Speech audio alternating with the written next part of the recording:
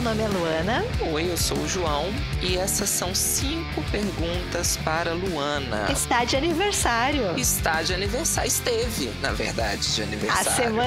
A semana toda de comemoração. Uma estrela raiou há anos na Bahia. Fiz aniversário na segunda passada. Se João não tivesse ficado doente, esse episódio teria saído na data certa. Percebam por que a doença ela é maligna. Porque quando você adoece, ela estraga todo o seu planejamento do ano. Assim não vai dar pra assinar tua carteira, vive bichada. O episódio que você está ouvindo hoje, caro ouvinte, era pra você estar ouvindo semana passada. Mas como a vida não está nem aí pro nosso planejamento, não é verdade, Luana? Você estará ouvindo uma semana depois. Mas sempre é tempo de comemorar, Luana. Sim.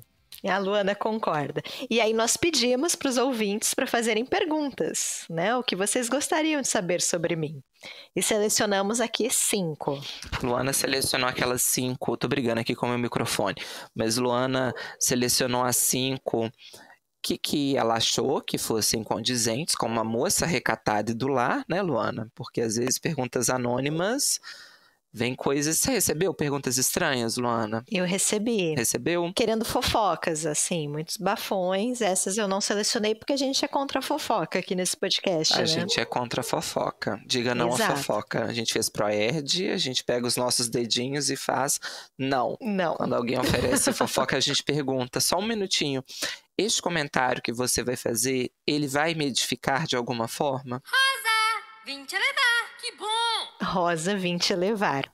Mas vai, João, quais são as perguntas? Quero responder, bora. Primeira, juntamos aqui 2 em uma.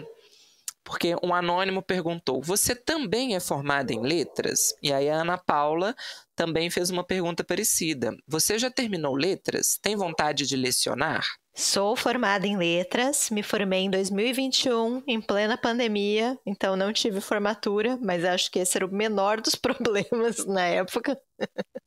Acho que o também é porque você é professor, né, João? Formado em letras. Então também sou, mas não trabalho com livros. E já pensei em lecionar, sim. Além de duro, é burro. Tá fazendo letras. Você não deu a sua alma mater por onde você formou, Luana? Onde, aliás, né? Porque a regência não tem culpa. Eu sou formada na USP em letras alemão. Eu era jovem. Alemão, Luana? Pois é. Eu achava que era possível, mas não é. Então temos uma professora de alemão entre nós. É. Eu não sabia. Eu achava que era só em português. Alemão, dupla habilitação. Sabe Deus como eu consegui me formar, empurrei com a barriga até onde deu, muito Google Tradutor na causa. Não fale isso, senão as escolas de alemão não vão te contratar. Não contratem, eu não confiaria. Como se diz em alemão, eine große Konfusion. O curso de alemão é muito legal, assim, a literatura, a cultura, tudo muito incrível, mas eu realmente acho que tem um salto grande. A comida, assim. a gastronomia. A comida é ótimo, porque você passa 2 anos estudando gramática, e vovô viu a uva, e viva o vovô, e aí no ano seguinte você tá lendo Goethe no original, entendeu? É um salto muito grande, assim, eu não consegui acompanhar muito bem. Nesse momento fiquei um pouco perdida, mas me formei, isso que importa. Teoricamente sim e teoricamente não. E aí um anônimo também quer saber, Luana. Você trabalha com literatura? Não trabalho. Não foi minha primeira faculdade, né? Não é minha primeira formação. Eu trabalho em uma empresa de tecnologia. Então, eu sou uma infiltrada de exatas. Vocês que sempre acharam que eu era de humanas por causa do óculos, talvez. Não, eu sou de exatas, originalmente de exatas. Você falou que foi a sua segunda graduação? Sim. Qual foi a sua primeira? Eu comecei 25 faculdades, né? Eu tô contando só as que eu terminei, mas que eu comecei, acho que eu comecei todas. Não sei se teve alguma aí que eu não comecei. Mas a minha primeira faculdade foi Análise e Desenvolvimento de Sistemas. Ah, então você trabalha na área da primeira, né? Eu sou a moça do TI. Nossa! Uau! Próxima. Qual foi o seu maior perrengue literário da vida? Uma pergunta feita pela Inara. E aí vou só abrir um parênteses, porque a Inara, Luana, foi minha aluna. Queria deixar um beijo para a Inara aqui, ó, que está nos ouvindo. Maravilhosa. Dela este ano, inclusive. Ela estudava no colégio em que eu dou aula, mas ela teve que mudar de cidade, então infelizmente não dou mais aulas para a Inara, mas minha eterna saudade, Inara, deixo aqui um beijo para você, uma aluna espetacular, leitora incrível, fico muito feliz que você esteja nos ouvindo. Conta aí, Nara, coloca nos comentários se o João era um bom professor. Conta fofocas, Inara. Um outro parênteses, Inara é uma desenhista, uma artista de mão cheia, tá? Olha aí. Tenho artes, depois eu vou postar lá, me cobrem no Instagram, eu posto. Eu guardo com muito carinho as artes que a Inara fez pra mim. Ela pegava as frases que eu falo muito ditados populares, aí ela fazia em lettering assim, uma artista. Mas a Inara quer saber de você, Luana.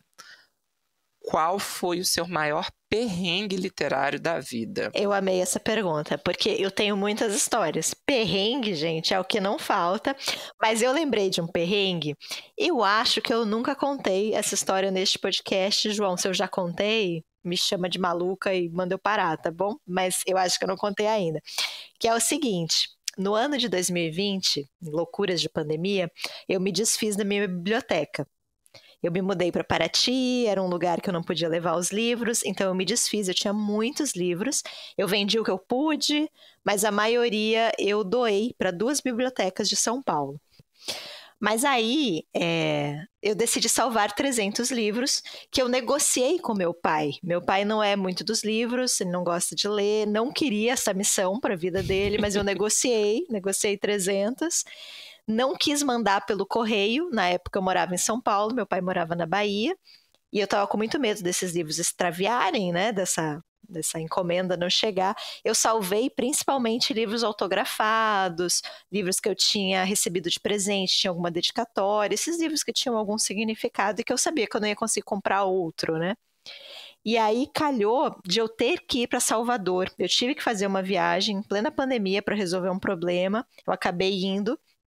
Fui com o Rafael e aí aproveitei, né? Aproveitei para levar os livros, para ver meu pai, que fazia muito tempo que eu não via. Então foi uma viagem ótima, porque eu resolvi várias coisas ao mesmo tempo. E aí, João, eu sou uma pessoa que tem uma certa mania de organização.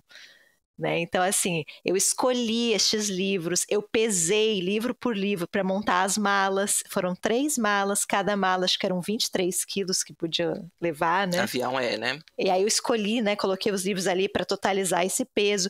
E eu separei as malas da seguinte forma. Isso vai ter uma justificativa, tá, gente? A história tá ficando longa, mas tem um porquê. Eu coloquei numa mala todos os autores estrangeiros.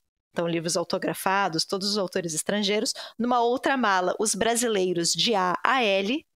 E na terceira mala, L a Z. Foi assim que eu dividi, né? Coloquei, despachei, viajei de avião, cheguei em Salvador e uma mala extraviou. E aí, gente... Eu me considero uma pessoa tão pragmática, mas eu nunca fui tão inútil na minha vida. Assim, eu tive a pior das reações, porque eu simplesmente me joguei no chão, chorei e fiquei questionando Deus. Por que, Deus? Justo comigo? Uma das suas favoritas. Por que fizestes isso? Eu não fiz nada de útil. Rafael e meu pai que resolveram todos os problemas.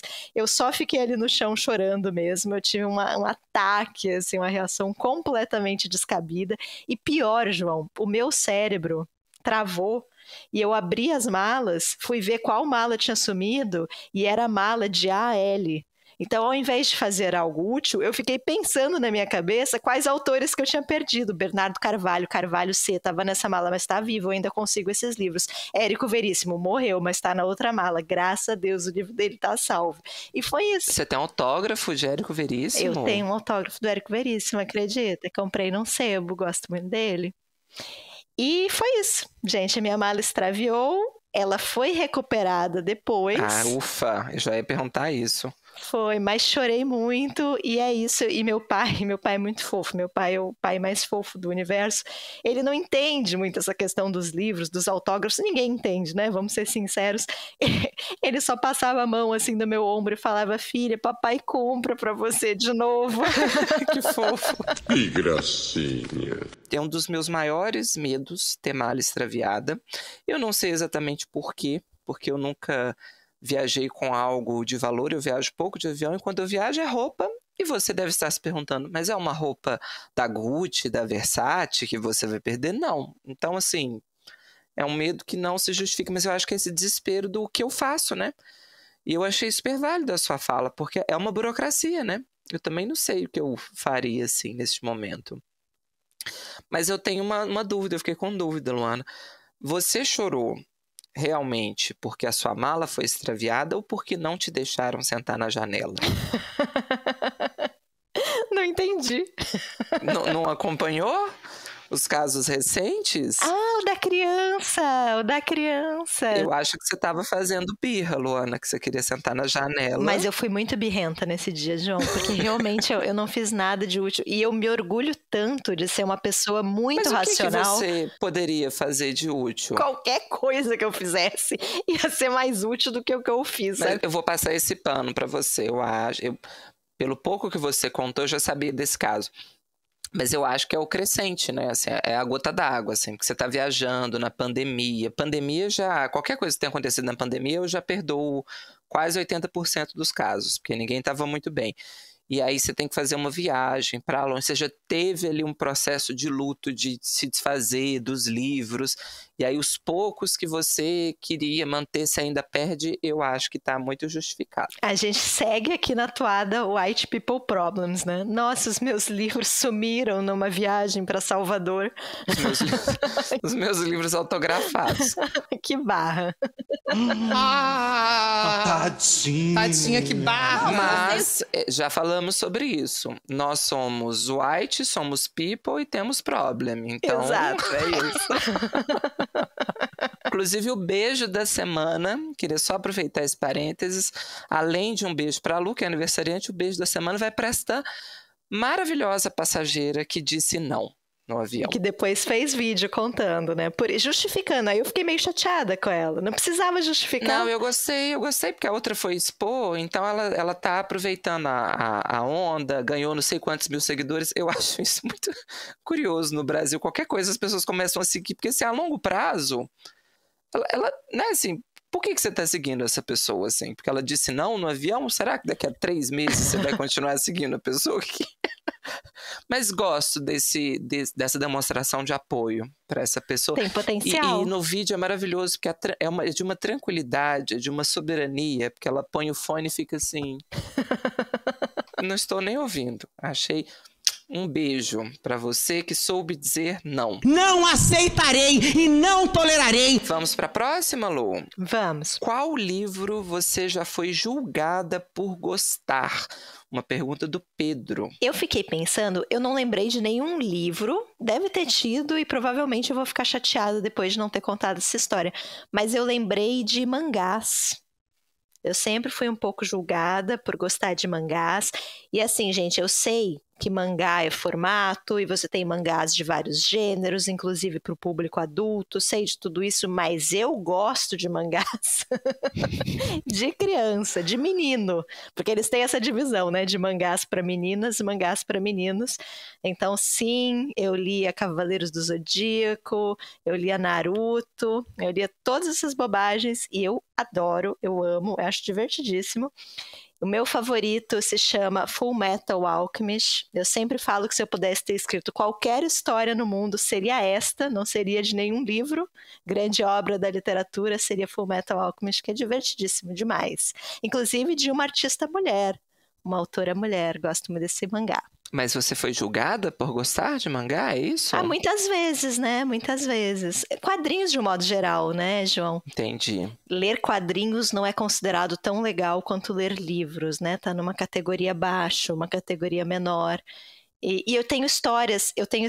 Tinha um mangá que eu lia que se chamava Blue Exorcist. Talvez algum ouvinte conheça, mas basicamente o protagonista, ele é filho do demônio, ele é filho de Satanás, né? Parece um HQ de terror. Mas não é, de aventura. Não, é comédia, é infanto juvenil. Lembre-se que é Japão, eles não... É para alfabetização de bebês, podem comprar. Eles nem são cristãos, entendeu? Para eles é tudo uma grande aventura, né? E eu já fui parada mais de uma vez com esse mangá por crente no metrô. né? Porque aí aparecer uma capa com um demônio não era algo bem visto pela sociedade. Então eu já tive esse diálogo de por que eu tô lendo isso. Tem livros muito mais edificantes, tipo a Bíblia. Mas na Bíblia também tem demônio. E tem quadrinhos? Você devia ter perguntado, mas tem quadrinhos? Inferno! Aí vamos para a última? Vamos, João. Como foi o seu encontro com a literatura? O momento em que você mais se apaixonou? Uma pergunta da Marília. Nossa, ouvinte prêmio. Marília sempre presente, sempre presente. Pior é que eu não sabia qual era essa história. E ela ainda colocou assim no comentário: eu já sei, mas eu quero que todos saibam. Foi generosa, levantou a bola para assim, divida com o público. E a história que a Marília estava se referindo, eu sei disso porque perguntei, é que eu tive um momento muito difícil na minha vida, que eu estava muito sozinha, estava num lugar diferente, que eu não conhecia muita gente, e eu descobri a biblioteca. E a biblioteca foi esse espaço que eu comecei a frequentar, e tinha sarau, e tinha encontro de leitores, e eu criei um círculo ali, foi muito importante para mim. Foi um momento mesmo, assim, sem ironias na fala, da leitura salva, sabe? Mas eu não queria contar essa história, já tendo contado, né? Mas pelo menos não em Aí detalhes. você inventou outra. Não é assim outra. que funciona. Eu vou contar só porque é a história que a Marília queria, né? Mas tem uma história que eu acho melhor, que é a seguinte. Eu conheci meu marido por causa dos livros. Rafael estava no ônibus, sentado, lendo. Acabei de falar que eu odeio quando me interrompem quando eu tô lendo, né? Pois eu fiz isso. Rafael estava lendo e eu acho um absurdo alguém ler um livro que eu não saiba qual é. Eu tenho muita curiosidade de saber os livros que as pessoas estão lendo. Então eu sentei do lado de Rafael, tentei espiar a capa. Eu sempre usei óculos desde muito pequena, mas quando eu era adolescente, eu era uma adolescente idiota que me achava feia de óculos e achava que era melhor estar bonita do que enxergar. Né? Do que atravessar uma rua com segurança. Ou seja, eu estava sem óculos naquele momento. Eu tive que abrir a bolsa, colocar meu óculos, espiar qual era o título do livro, tirar o óculos, virar para o lado, fingir que isso não tinha acontecido. Aparentemente não fui muito discreta. E aí Rafael, né, percebeu a deixa, puxou papo, e foi assim que nós começamos a nossa relação num ônibus por causa de um livro chamado Tramas do Destino. Olha, achei... Fiquem com essa informação. Predestinados. Então, livros trazem maridos, João. Se você está procurando um marido, os jovens não querem casar, não sei se você sabe, não está mais na moda, assim. É mesmo? Mas vai que você queira, você que está aí nos escutando, continue lendo, uma hora vai acontecer. Chegaram comigo e ia falar, nossa, de repente essa análise aqui... Mas João já foi casado. Eu tenho casos envolvendo livros no divórcio, mas eu conto em outro momento, porque este não é o meu momento, este momento é seu, Luana. E é um momento de celebração, não é um momento de encerramentos de ciclo, mas sim de começos. Embora para começar um ciclo a gente tenha que encerrar, mas você está iniciando um novo ano solar, Luana. Profundo, João. Na cultura ocidental, geralmente as pessoas fazem um prato que a gente chama de bolo ou torta, aí reúnem-se em volta, cantam uma musiquinha, sopra vela, varia de cultura para cultura, sabe? No meu aniversário, eu saí com um amigo mineiro. Que não sou eu. Que é muito mais legal que o João. Queria deixar registrado aqui.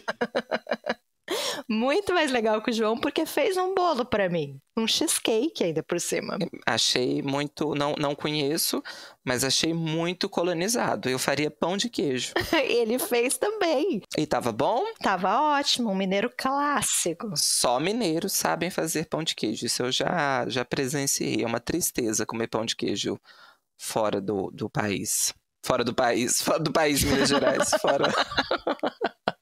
Fora do estado. Sérgio vende pão de queijo, é um negócio dele. Inclusive, se vocês são de Florianópolis, Bença. Gostei do nome. O perfil dele é bença.pão de queijo. É isso, pão de queijo delicioso. Se vocês são de Florianópolis ou região, podem entrar em contato. Olha, segurem essa publi. Então, eu faço pixes. Mas é isso, eu passei o dia do meu aniversário mesmo, eu passei trabalhando, né, João? Era uma segunda-feira, mas você poderia ter comemorado domingo ou sábado? Comemorei, final de semana anterior, né? Mas não existe aniversário feliz no capitalismo, né, João? Em primeiro lugar, não existe um mau trabalho. O mal é ter que trabalhar. E quantas primaveras? 37. 37, Lu? Eu sou mais velha que o João, gente. Olha Eu aí. dava menos. Que bom, né? Senão a gente acabava esse podcast agora. Eu acho que eu não sabia a sua idade, viu, Lu? Quantos anos você tem, João? Eu tenho 34. Olha que jovem. Mas com uma alma de 87. Não sou você, sou senhora. Mas a gente já conversou sobre isso, acho, em outros momentos. Vocês que nos escutam, provavelmente pelos dados, já passaram dessa idade. Porque o nosso público é 30 a mais, né, Lu? Tem aqui uma outra... E Nara aqui lutando bravamente para manter a juventude neste podcast. Sim. Talvez você seja a única. Mas depois dos 30, vocês que nos escutam sabem que é outra relação com tudo, né, Lu? Como assim, João? É com tudo, né? A primeira ressaca depois dos 30, você acorda e fala, meu Deus, é chikungunya. E é do nada, né? Ninguém vai te avisar, assim. Você vai ter a primeira e vai falar, nossa, igual. Depois, gente, é uma tristeza. E tudo, né? A primeira gripe, depois dos 30, você fala, meu Deus, é pneumonia, tem que me internar, não é possível. Tosse, quem acompanha sabe. Quantos meses dura para você curar uma tosse depois dos 30? Não é uma pastilha que vai resolver. A tosse é uma tristeza. As dores, né? Tô com uma dor nas costas, dormi errado. Eu já comecei a fazer pilates. Então, estou oficialmente na terceira idade. Eu não vejo a hora de poder fazer hidroginástica com um grupo de senhoras para ficar dançando meu amado Batista, entendeu? É este meu momento. Blá, blá, blá, eu tô cheia. Mas é isso, Lu. E o que vamos falar hoje, Lu? Sobre o que vamos falar? Meus livros favoritos. Ou pelo menos alguns dos livros favoritos, né? Alguns dos livros favoritos de Luana. Eu escolhi 2, Luana escolheu 2 e a gente fala sobre um em comum na semana que vem. Só queria antes agradecer a todas as pessoas que enviaram perguntas. Recebemos muitas perguntas, infelizmente não dá para responder todas. E algumas foram tão boas que a gente não responde. Eu estou falando a gente porque no meu aniversário a gente fez a mesma questão, porque a gente selecionou para fazer top 5 ao longo dos próximos episódios, porque são perguntas interessantes que a discussão rende mais, né, Lu? Exato, principalmente sobre livros, né? Tinha algumas sobre livros muito boas, mas que a gente não quer gastar aqui não, que vai virar episódio. Mas vamos falar de livros? Quem começa, João? Hoje você que manda, Lu. Tá, então eu começo. Não, você começa, porque eu acho que o meu livro vai espantar a audiência. Você fez escolhas polêmicas? Eu fiz escolhas impopulares, eu acho. Jura? Fiquei curioso. Você vai adorar a minha indicação, mas vai você primeiro. Eu vou começar então pelo presente, é um presente que eu fiz para a Luana, porque eu li para este episódio um livro que eu sei que a Luana ama. Já tinha ouvido a Luana falar deste livro em outros podcasts, sempre é importante lembrar, eu e a Lu, a gente já participou de 3.500 podcasts, a Lu bem mais do que eu, mas a Lu já tinha comentado sobre este livro, aí eu anotei, coloquei na listinha para ler. E aí falei, chegou o momento, vou ler e vou falar dele, quer eu goste, quer não, mas a sorte é que eu gostei. Então estou aqui para falar do Memórias de um Porco-Espinho, do Alama Bancu. A Lu é fascinada, né, Lu, com o autor, eu acho, de uma forma geral, e com o livro também. Vou só dar o crédito aqui, ele sai pela Malê, no Brasil, com tradução de Paula Souza Dias Nogueira. E originalmente ele foi publicado em 2006. Então, um livro relativamente recente. O Alama Bancu é um escritor do Congo, né, da República do Congo, não confundir com República Democrática do Congo, tem 2 Congos. E o livro eu achei muito interessante, ele poderia... Vamos gastar um livro aqui que a gente poderia falar em outro episódio de narradores improváveis ou de narradores pouco comuns, porque o livro é narrado por um porco-espinho. É um animal que vai narrar, mas é um animal muito, muito específico. Porque a ideia central do livro, o Mabancu pega uma lenda, né, uma mitologia específica, de que todo ser humano tem um duplo animal. Este duplo, na maioria das vezes, é um duplo que o livro vai descrever como um duplo pacífico. E que aí ele não tem tanta presença na vida da pessoa, mas o porco-espinho, que é o narrador deste livro, ele é um duplo nocivo, ele é um duplo que faz ou que executa ordens maléficas da pessoa que o detém, do mestre ali, né? Que é o humano responsável. E aí a gente acompanha esse relato desse porco-espinho. Ele tem aquela narrativa que você começa no meio da história e depois ele faz uma retrospectiva desde o começo para contar a vida dele, né? E aí o começo é bem didático. Esse porco-espinho vai te explicar essa questão espiritual dessa população. Ele é bem explicadinho nesse começo do que é um duplo nocivo, o que é um duplo pacífico, como que você desenvolve um duplo nocivo, envolve todo um ritual de preparação da pessoa, né? Geralmente é uma herança que você recebe de alguém, porque isso pressupõe a ingestão de uma poção, de um líquido que é extraído das plantas e o iniciado precisa passar por esse ritual para ele desenvolver esse duplo nocivo. No caso específico, o porco-espinho vai ser o duplo do Kibandi. E aí ele vai narrar como foi esse processo de iniciação do mestre dele. O pai do Kibandi era uma pessoa que tinha um duplo nocivo também. O pai dele tinha um duplo que era um rato, né? Se não me falha a memória. Lu tá aqui, Lu pode me corrigir, viu, Lu? Porque hoje eu estou falando dos seus favoritos, então se eu fizer alguma afirmação incorreta, me corrija na hora. Mas o pai que passa para ele, né? Que faz a iniciação do filho. E aí o porco-espinho, ele vivia numa aldeia, ele vai relatar, né? Essa parte é bem interessante. Ele narra como ele vivia com os porcos-espinhos ali no interior, e aí ele escuta esse chamado, ele presencia como que ele faz bem um processo cronológico ali nessa retrospectiva, desde o começo da relação dele com o Kibandi até o final, que retoma o começo da história. Ele já começa assim, não é um spoiler, né? Ele começa dizendo que o mestre dele morreu, que agora ele é um porco-espinho solitário, ele tem 42 anos, o que é... Ele brinca, fala que é quase bíblico, né? Porque as pessoas da Bíblia viviam 900, 600 anos, e aí ele faz uma brincadeira com isso, dizendo que ele sabe que é muito para um porco-espinho, mas que ele nunca foi um porco-espinho normal, né? Ele nunca foi um porco-espinho comum. E aí ele começa esse fio da narrativa, então ele vai contando como ele chegou até ali, o que levou ele a ser um duplo nocivo, como que o mestre dele se desenvolveu como essa pessoa maléfica e chegou ao falecimento, que ele já enuncia ali no começo da história. Eu gosto muito da narrativa, assim. Eu gosto de vários aspectos. Primeiro porque eu acho que é uma narrativa que sempre me chama a atenção quando você coloca a narração na boca do carrasco, né? É um movimento interessante que a literatura consegue fazer. Você colocar o assassino narrando, o ditador narrando, o malfeitor, né, dando ali a versão dele. A gente comentou o São Bernardo, né, há pouco tempo em outros episódios.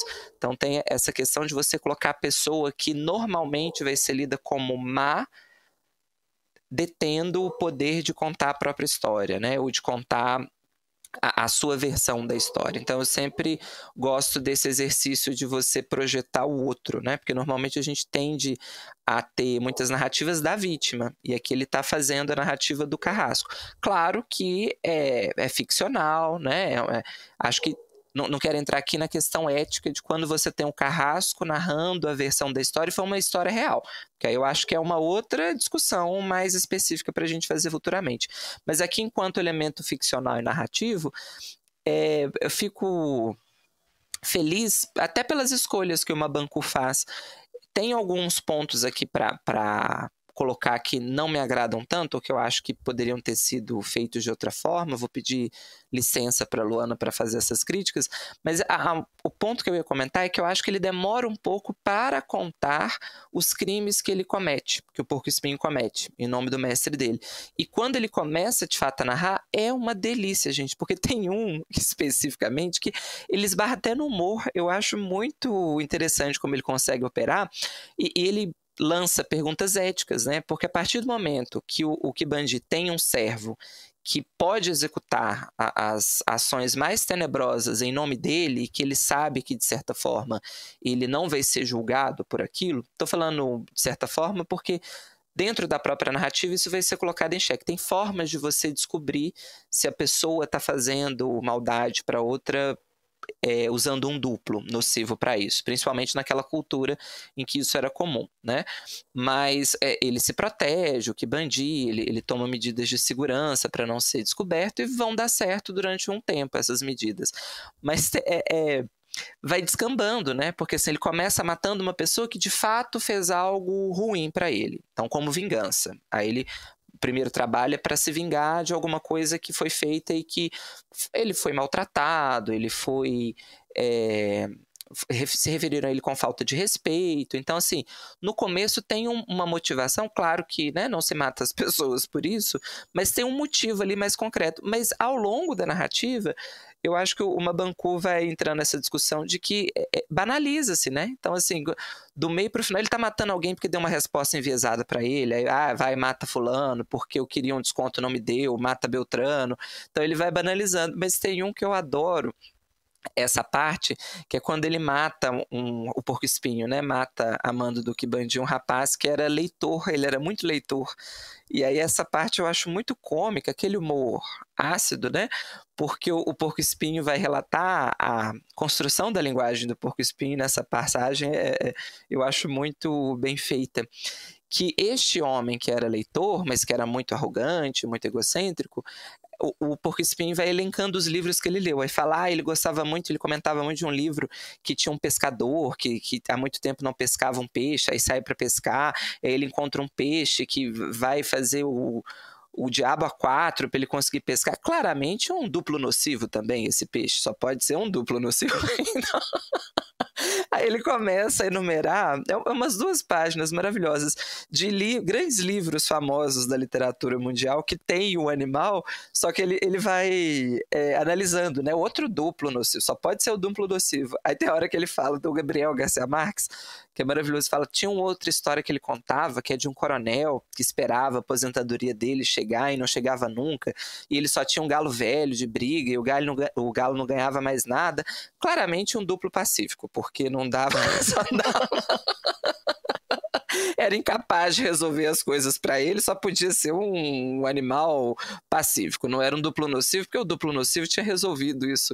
Então eu gosto muito dessa passagem. Eu acho até... Eu fiquei com esse gostinho de quero mais, que ele podia ter explorado mais esse viés do humor, sabe? Tem, mas eu identifico mais nesse crime específico. Os outros depois vão para outro lugar. E eu achei, assim, o ponto alto do livro, essa passagem. É maravilhosa.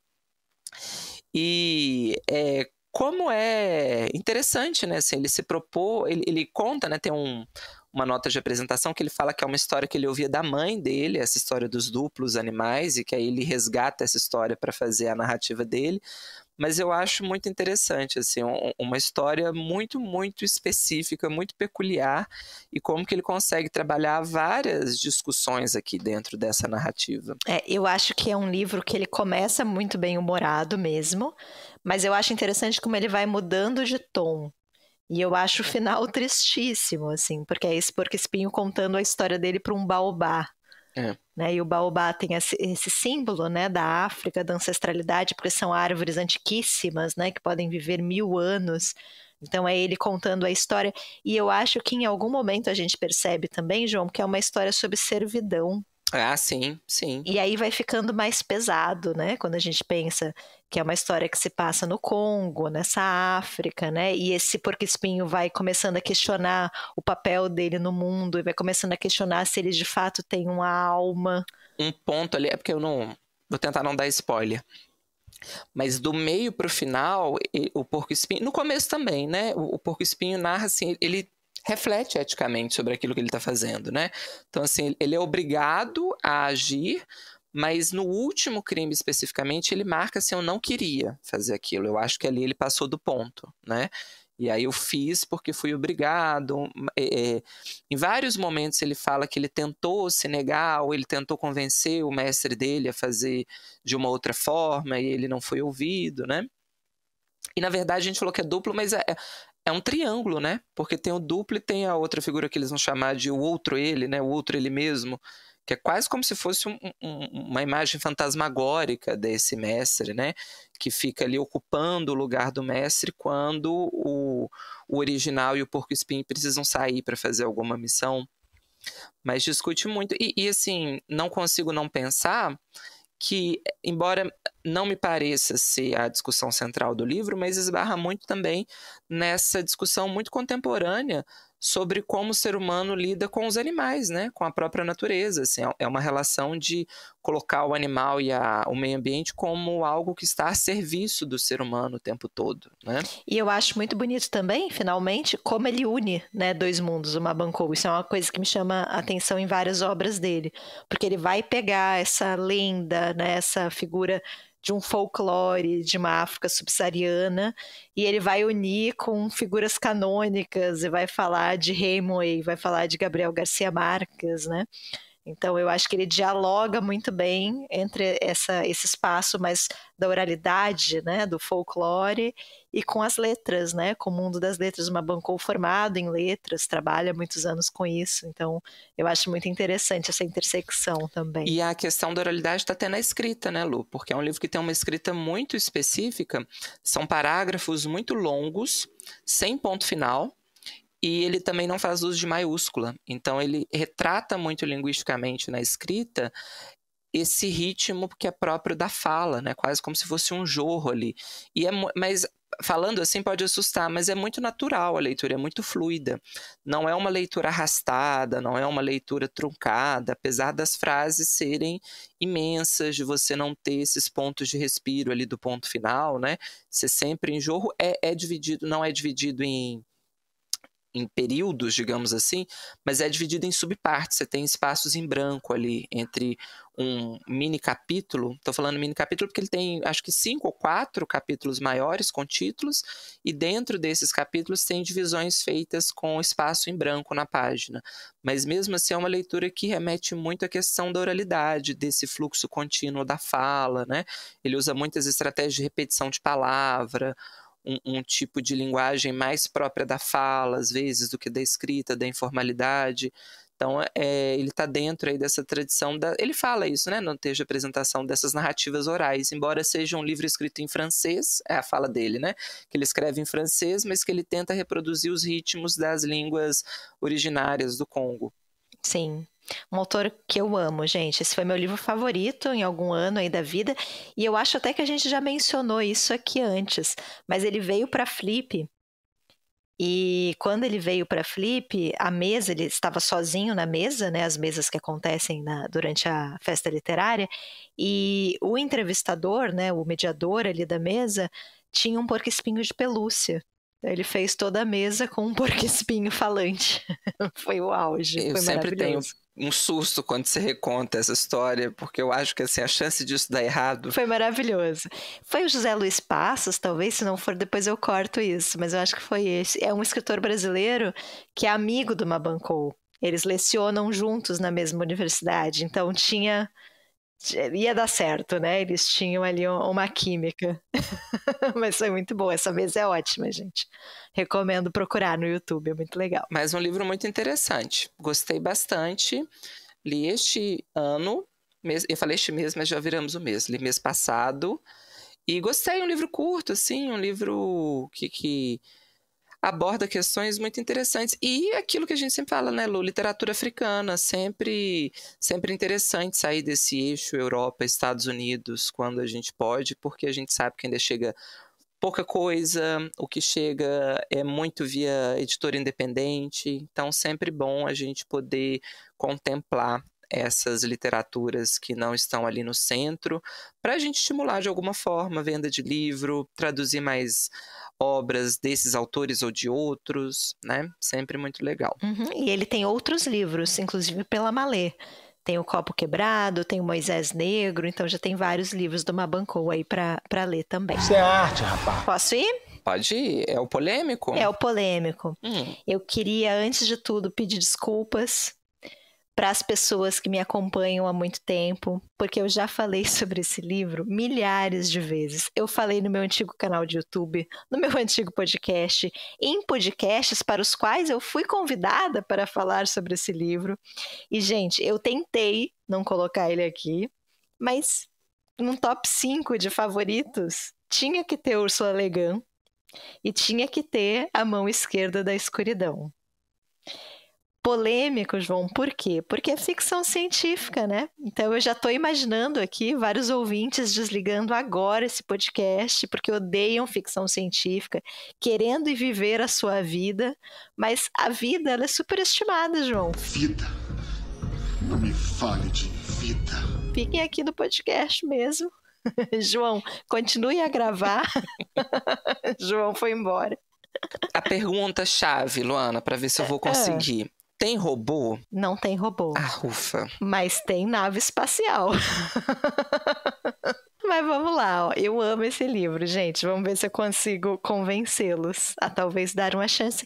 Às vezes a ficção científica é legal, entendeu?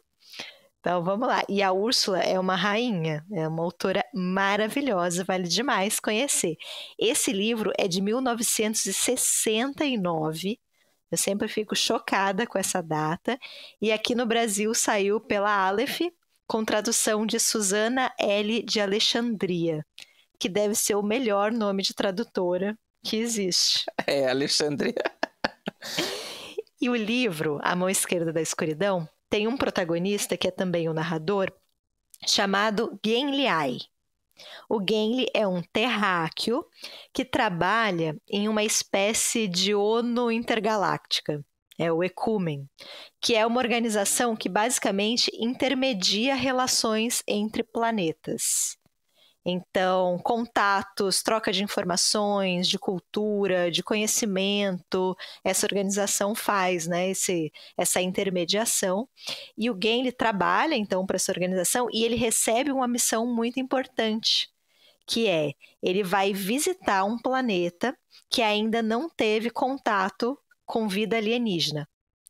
Então, nesse momento da história, já são conhecidos cerca de 80 planetas, que têm não só vida inteligente, como também vida humanoide, né? E ele vai visitar um desses planetas, que se chama Getten, mas também é chamado pelos pesquisadores, ali, pelos membros da organização, de planeta inverno, basicamente porque é frio pra caramba. Eles estão numa espécie de era glacial. Meu sonho. João iria amar. Nossa, por favor. Geleiras eternas, um frio insuportável. Só melhora. População pequena, porque ninguém dá conta nesse frio. Nossa, eu tô achando quase um livro erótico. Vamos falar sobre erotismo. Segurem aí, calma. E aí a missão do Genli, ele vai sozinho, né, sem nenhuma arma, sem nada que pareça ameaçador, para contar essa novidade. Já estão sabendo da novidade? Vocês já estão sabendo dessa novidade? Existem alienígenas e eles querem estabelecer contato. Então ele chega lá, existem organizações políticas que ele precisa entrar em contato, governantes, é um mundo muito parecido com o nosso. Então ele vai estar ali no meio de uma trama política, vão tentar usar ele de ferramenta, ele vai passar por tudo isso, por essas disputas de poder, né? Mas o mais chocante desse mundo de Getten, né, e que deixa alguém maluco, e que é a questão central desse livro, é que os habitantes, né, desse planeta, eles têm uma particularidade, e aí sim algo que só existe nesse mundo, que não existe em nenhum outro planeta conhecido, que é o seguinte: eles são ambissexuais. Eles não têm um sexo biológico definido. Então, eles não são homens e mulheres. Eles passam boa parte do tempo, do mês, em uma forma assexuada, sem nenhum impulso sexual. E aí, durante um curto período ali do mês, poucos dias, eles entram em uma espécie de cio, né, um estado natural ali, onde os hormônios, né, começam a ser ativados, e aí eles vão desenvolver uma das formas, né? Ou eles vão desenvolver a forma masculina ou feminina. Os órgãos, os órgãos genitais, durante boa parte do mês, ficam atrofiados, eles ficam escondidos. E aí, nesse curto período, vai aparecer um órgão ou outro, basicamente. E é um processo natural, fluido. Então, acontece de diferentes formas. Se eu estou nesse estado e eu me encontro com algum indivíduo que esteja numa forma masculina, eu vou desenvolver a forma feminina, mas no mês seguinte talvez eu desenvolva uma forma masculina. E aí é muito estranho para o Genli, porque basicamente uma mesma pessoa pode ser mãe de uma criança e pai de outra. né? Pode engravidar em um determinado momento e engravidar alguém em um outro momento. E é uma sociedade absolutamente, né, sexualmente igualitária. E o Gaine não sabe como lidar com isso, porque ele vem de um planeta onde a sexualidade ela não só determina a formação da sua identidade, como o papel que você vai desempenhar socialmente. Né? Então, a questão de gênero para a gente, aí sim falando de gênero social, ela é muito importante. Né? A gente já discutiu isso várias vezes. Os homens têm privilégios que as mulheres não têm, e assim por diante. Ele não sabe como se relacionar com pessoas que não têm um sexo definido. E é curioso porque ele sai da Terra, mas a Terra não sai dele, né? Então, ele vai levar para este planeta todos os seus próprios preconceitos.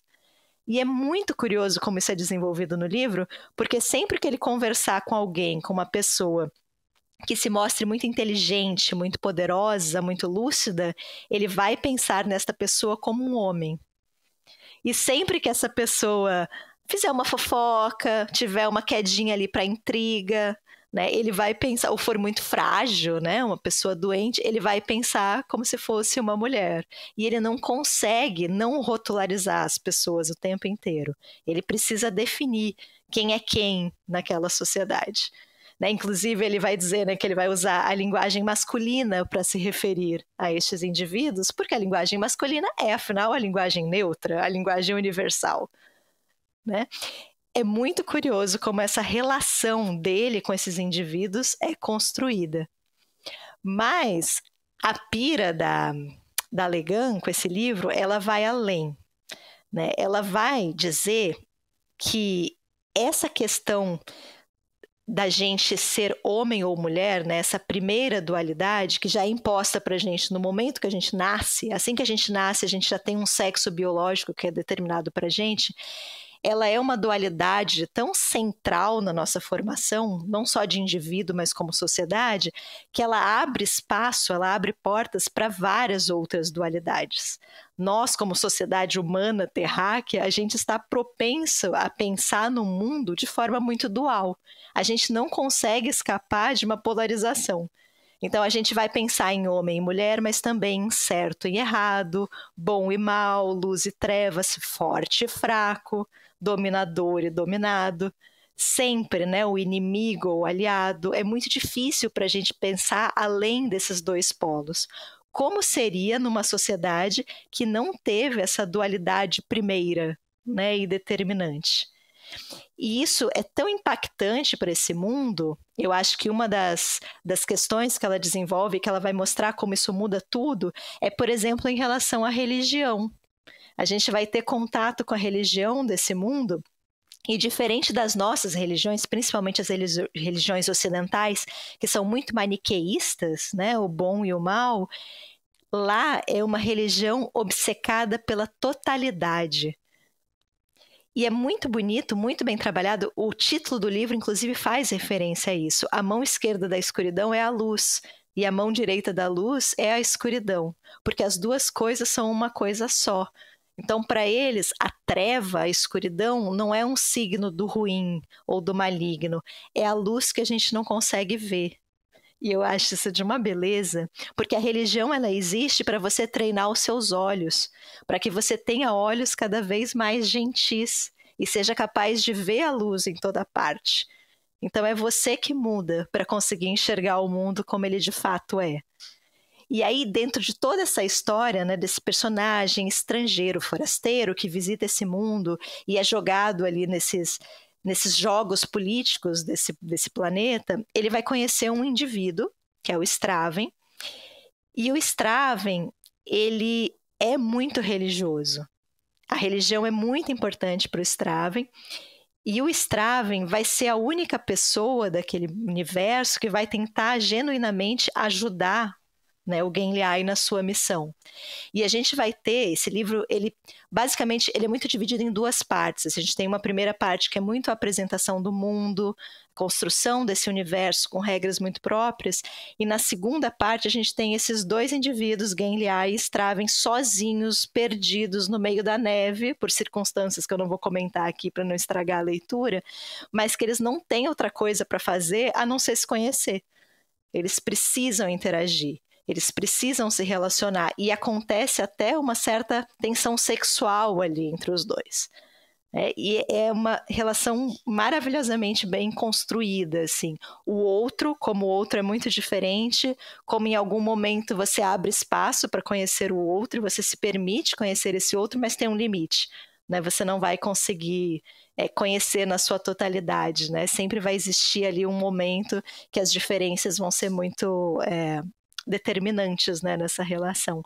E é o final mais bonito, gente, de toda a literatura, assim. Eu acho um final belíssimo, eu chorei horrores, eu adoraria contar ele para vocês, mas não vou fazer isso para não dar spoiler. É um livro lindo, assim, lindo. Eu acho impressionante como ela constrói um mundo muito rico em 300 páginas. A Ursula Le Guin, ela tem esse poder de ser muito sucinta, ela escreve muito com poucas palavras. Acho que tem essa discussão das dualidades que é excepcional, a questão de gênero, de sexualidade colocada de forma muito revolucionária. Lembrando, novamente, é um livro de 1969, né? E um mundo que não é uma sociedade utópica, não é uma sociedade perfeita, né?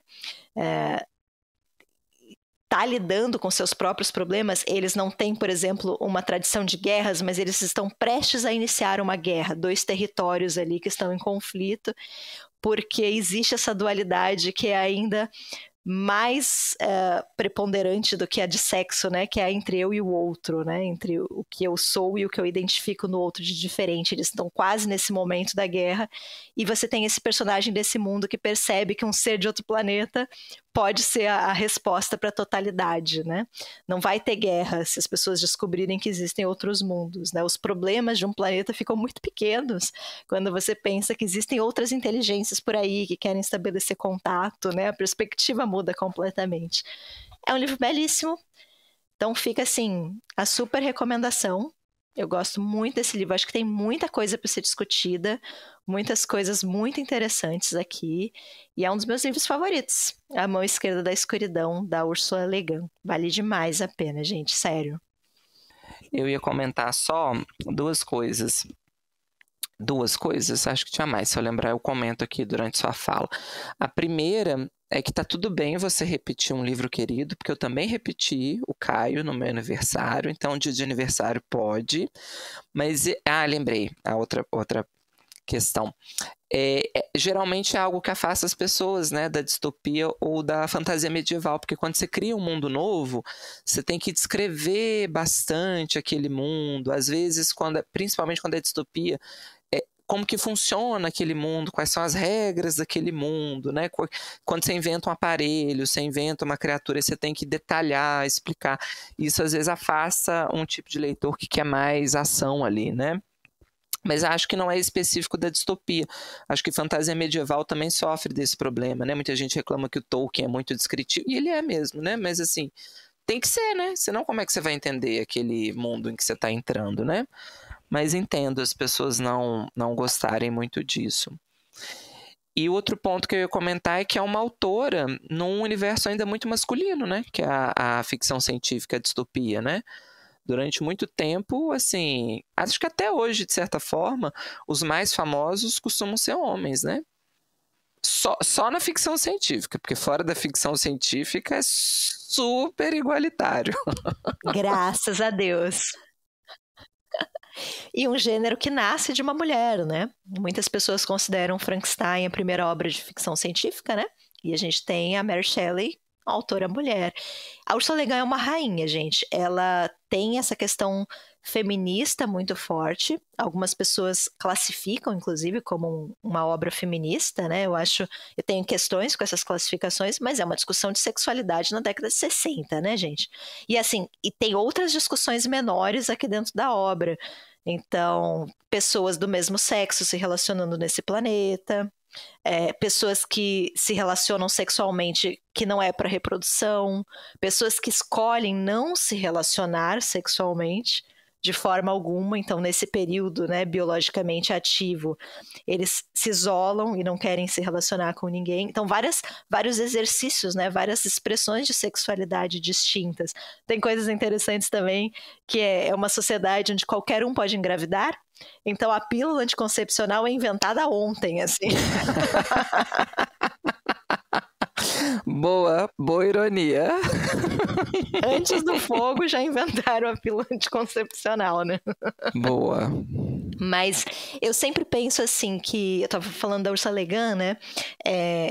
Vou falar a frase, eu sei que ela é meio problemática, mas é um livro que só poderia ter sido escrito por uma mulher, assim, porque são questões muito relevantes no nosso mundo, né? Nas nossas discussões, nas nossas pautas. Eu acho maravilhoso que ela escreva, e além de ser uma autora que tem essa representatividade, né, da mulher na ficção científica, era também uma autora que lutava muito pela ficção científica, que defendia a ficção científica e a fantasia como um gênero válido, como um gênero tão alto quanto qualquer alta literatura, né? Você discute muitas coisas na ficção científica. É isso que eu gosto no gênero. Para mim é um grande exercício de e se, né? E se a gente não nascesse com um sexo biológico determinado, como seria essa sociedade? E aí ela pensa em toda essa sociedade e nos impactos que isso vai ter na nossa forma de pensar, na nossa construção social, porque muda tudo, né? E ela vai fazer isso em outros livros também. E se o nosso mundo fosse um mundo inteiramente anarquista, como seria essa sociedade, né? E se a gente fosse uma civilização muito avançada e chegasse num planeta, entre muitas aspas, primitivo, onde as pessoas vivessem em comunhão com a floresta, qual seria a nossa relação com esses habitantes? E ela vai fazendo esse exercício de imaginação em diversos níveis, assim. Eu acho um privilégio poder pensar nestes outros mundos para discutir questões que são muito nossas, né? E ela está nesse momento, a Ursula Le Guin, final da década de 60, não por acaso é o ano que a gente vai pisar na Lua, né, pela primeira vez, mas ela está nesse momento de muitas pautas identitárias sendo discutidas. As manifestações feministas, mas também da comunidade LGBT e muitas outras discussões ali acontecendo, inclusive ambientais. Eu acho que ela traz tudo isso para as obras dela. São livros muito politizados, na minha opinião, mas que fogem também das discussões mais comuns. Eu acho que ela leva essas discussões para outros níveis. Então vale ler tudo, assim. Tem alguns livros publicados dela no Brasil, não são muitos, mas tem alguns. Saem pela Aleph, eu acho que tem coisa pela Morro Branco também, mas vale demais, gente, conhecer, acompanhar. Ela faleceu há muito pouco tempo, se eu não me engano foi em 2018, mas é uma das autoras do meu coração, assim, ela é demais, eu gosto muito dela. Ela é estadunidense ou é inglesa, Lu? Estadunidense? Estadunidense. Nem tudo é perfeito, né? Mas ela é estadunidense, uma fofa. Nada contra. Lemos até autores que são, olha só. Exato. Mas vale a pena quebrar a regra do Não Lemos Estados Unidos pela Ursula Le Guin. Fica muita recomendação. Sou apaixonada por esse livro. E um dos livros que mais me fizeram chorar. O final, assim, uma das coisas mais lindas do mundo. Belíssimo o final, belíssimo. Sabe de que eles me chamam? De Queen. Tá aqui na minha listinha, ainda não li. Ele é um livro grande? 300 páginas. É, grande. Pra mim é grande. Então talvez este ano não dê mais. Já era. Não adianta mais, gente. Já é dia 6 de dezembro. Agora é só ano que vem. Não. Porque dezembro é o mês que eu brilho. Porque eu tô quase de férias. Aí eu vou assim, entendeu? Eu sou daqueles que acham que em dezembro eu vou ler os 48 livros da meta que eu não tinha lido. Se você não realizou nada até julho, quais as chances de você realizar até dezembro, né? Melhor desistir. Eu já tô na fase do já é dezembro, agora só depois do carnaval. Não fiz nada até agora é que eu não vou fazer, né? Você jura? Mas nós fizemos algo, João, para animar, para colocar fogo neste final de ano. Eu e o João. A gente já comentou que a gente está numa obsessão de criar coisas novas aqui pro podcast e criamos algo novo. Só se vive uma vez. Exato, vamos nessa. E o que a gente criou, Luana? Nós criamos, rufem os tambores, um Apoia-se. Sim. Por que apoiar o Livros e Listas, Luana, resumidamente? Temos várias recompensas, né? Mas só para explicar, talvez quem está nos ouvindo não conheça o Apoia-se. O Apoia-se é uma plataforma de financiamento recorrente, coletivo. Então, tem vários projetos que são cadastrados lá. E se você curte, se você pode apoiar, você pode contribuir com uma pequena quantia por mês para que esse projeto permaneça, né, continue. A gente já explicou aqui, eu e o João, que nós temos vários gastos, né, programas que a gente usa, softwares. A gente quer dedicar cada vez mais tempo ao projeto também. Então, o Apoia-se é uma forma da gente conseguir financiar o Livros e Listas. O podcast sempre vai ser gratuito, né, João? Tá aí nas plataformas, tá aí pelo mundo, mas se você puder ajudar a gente, apoia.se/Livros e Listas pode. Mas o link vai estar na nossa bio do Instagram. Então, por lá dá para chegar fácil também. A gente tem várias recompensas, tá? Essas recompensas podem ser mudadas ao longo do tempo, então se vocês tiverem também uma sugestão de recompensa que a gente possa colocar ali, a gente vai conversando, né? Um projeto coletivo, afinal de contas, mas vocês podem dar uma olhada lá e escolher, né, qual recompensa que vocês querem. E aí vou só fazer a propaganda aqui brevemente, porque são 4 modalidades de apoio, então vai estar tudo explicadinho no site do Apoia-se, mas acho importante a gente comentar algumas possibilidades. Entre elas, Luana, o quê? Um encontro conosco. Sim. Mensal. Online, obviamente. A gente está se achando muito. A gente acha que vocês vão contribuir com um valor para se encontrar com a gente uma vez por mês. E o ouvinte está pensando, Deus me livre. E se eu quiser pagar para não encontrar com vocês? Pode também. Vamos colocar essa recompensa. Mas tem grupos, tem sugestão de temas de episódio. Enfim, a gente tentou fazer uma lista diversa e que valesse a pena, de certa forma, né, Lúcia? Tem grupo em Telegram, é uma forma da gente criar essa... Pode parecer um pouco batido o que eu vou falar, mas eu acho que é verdade, quem nos escuta já passou por isso, né? É muito legal quando a gente forma comunidades de livros. Então, eu e Luana aqui para darmos o nosso testemunho, a gente se conheceu assim, né, Lu? Online. Então, assim, o mais legal desse tipo de campanha, eu sempre acho que é o encontro que ela provoca e de formas muito inusitadas, assim. A gente conhece gente de outros lugares do Brasil, lugares que talvez você nem estava pensando em visitar, e quando você vê, você está viajando e ficando na casa das pessoas. Um beijo aqui para Mônica e para Marília, que já me hospedaram, por exemplo, que foram amigas nossas que a gente construiu assim, né, Lu? Em grupos de podcast, e depois faz uma amizade virtual, e aí essa amizade vai para o presencial. Então, as pessoas do livro, ou dos livros, né, melhor dizendo, são sempre as melhores pessoas, gente. Sempre compensa. A ideia é essa mesmo, né, João? De formar um grupo. Fazer sugestão de leituras, comentar o que você está lendo, porque às vezes... Eu já comentei isso também, acho que com a Lu, né, Lu? Mas acho que em off, não foi aqui em episódios, em outras situações. Às vezes você é leitor e você não tem um grupo de amigos próximos que sejam leitores. E aí a gente acaba procurando essas brechas, assim, alguém para conversar de leitura, porque é muito legal mesmo, quando você gosta de ler, você conseguir recomendar um livro, receber recomendações ou compartilhar uma leitura. Por isso que eu acho que grupos de leitura fazem tanto sucesso, né? Porque a gente que gosta de ler, são várias camadas. Depois que você acaba de ler, você quer contar sobre aquele livro, você quer comentar o que você sentiu lendo, qual foi a sua experiência. E se você está num grupo de amigos que nem sempre tem muitos leitores, pode ser uma oportunidade, né, de propor esses encontros. Exatamente. E aí vou dar uma demonstração técnica, Luana, porque agora a gente tem vídeo. Para onde vai o dinheiro? Ele vai, por exemplo, para um ring light, que a gente pode comprar agora com vídeo. Porque, olha, você que está vendo este lindo rostinho que Deus produziu, que é o meu, você está vendo com uma luz. Sem o ring light, olha como é que seria. Você acha que muda alguma coisa, Luana? Eu acho quase igual, quase sim. E tudo é pago, gente. O programa que a gente grava é pago, o programa que a gente edita é pago, o programa que a gente mixa é pago. Tudo é pago no capitalismo, gente. Mas é isso. Podendo, se vocês puderem, quiserem, apoia.se/Livros e Listas pode. É isso. E só reforçando o que a Lu falou, tem várias formas de ajudar também. A gente sabe que dinheiro não cai em árvore, infelizmente, né?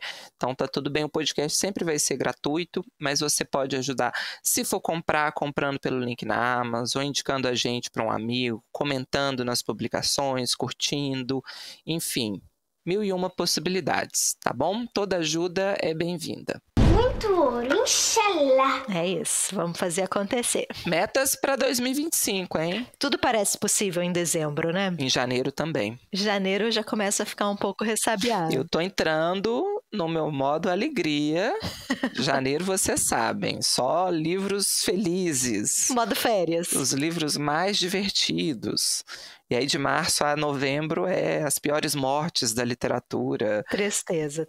Que tristeza. Vamos lá, Lu? Terceiro livro, João. Eu escolhi um livro que estava lá na listinha da Lu de favoritos e que também está na minha lista de favoritos, porque é, gente, um acontecimento este livro, que é o As Brasas, do Sándor Márai, numa pronúncia portuguesada, porque ele é de origem húngara.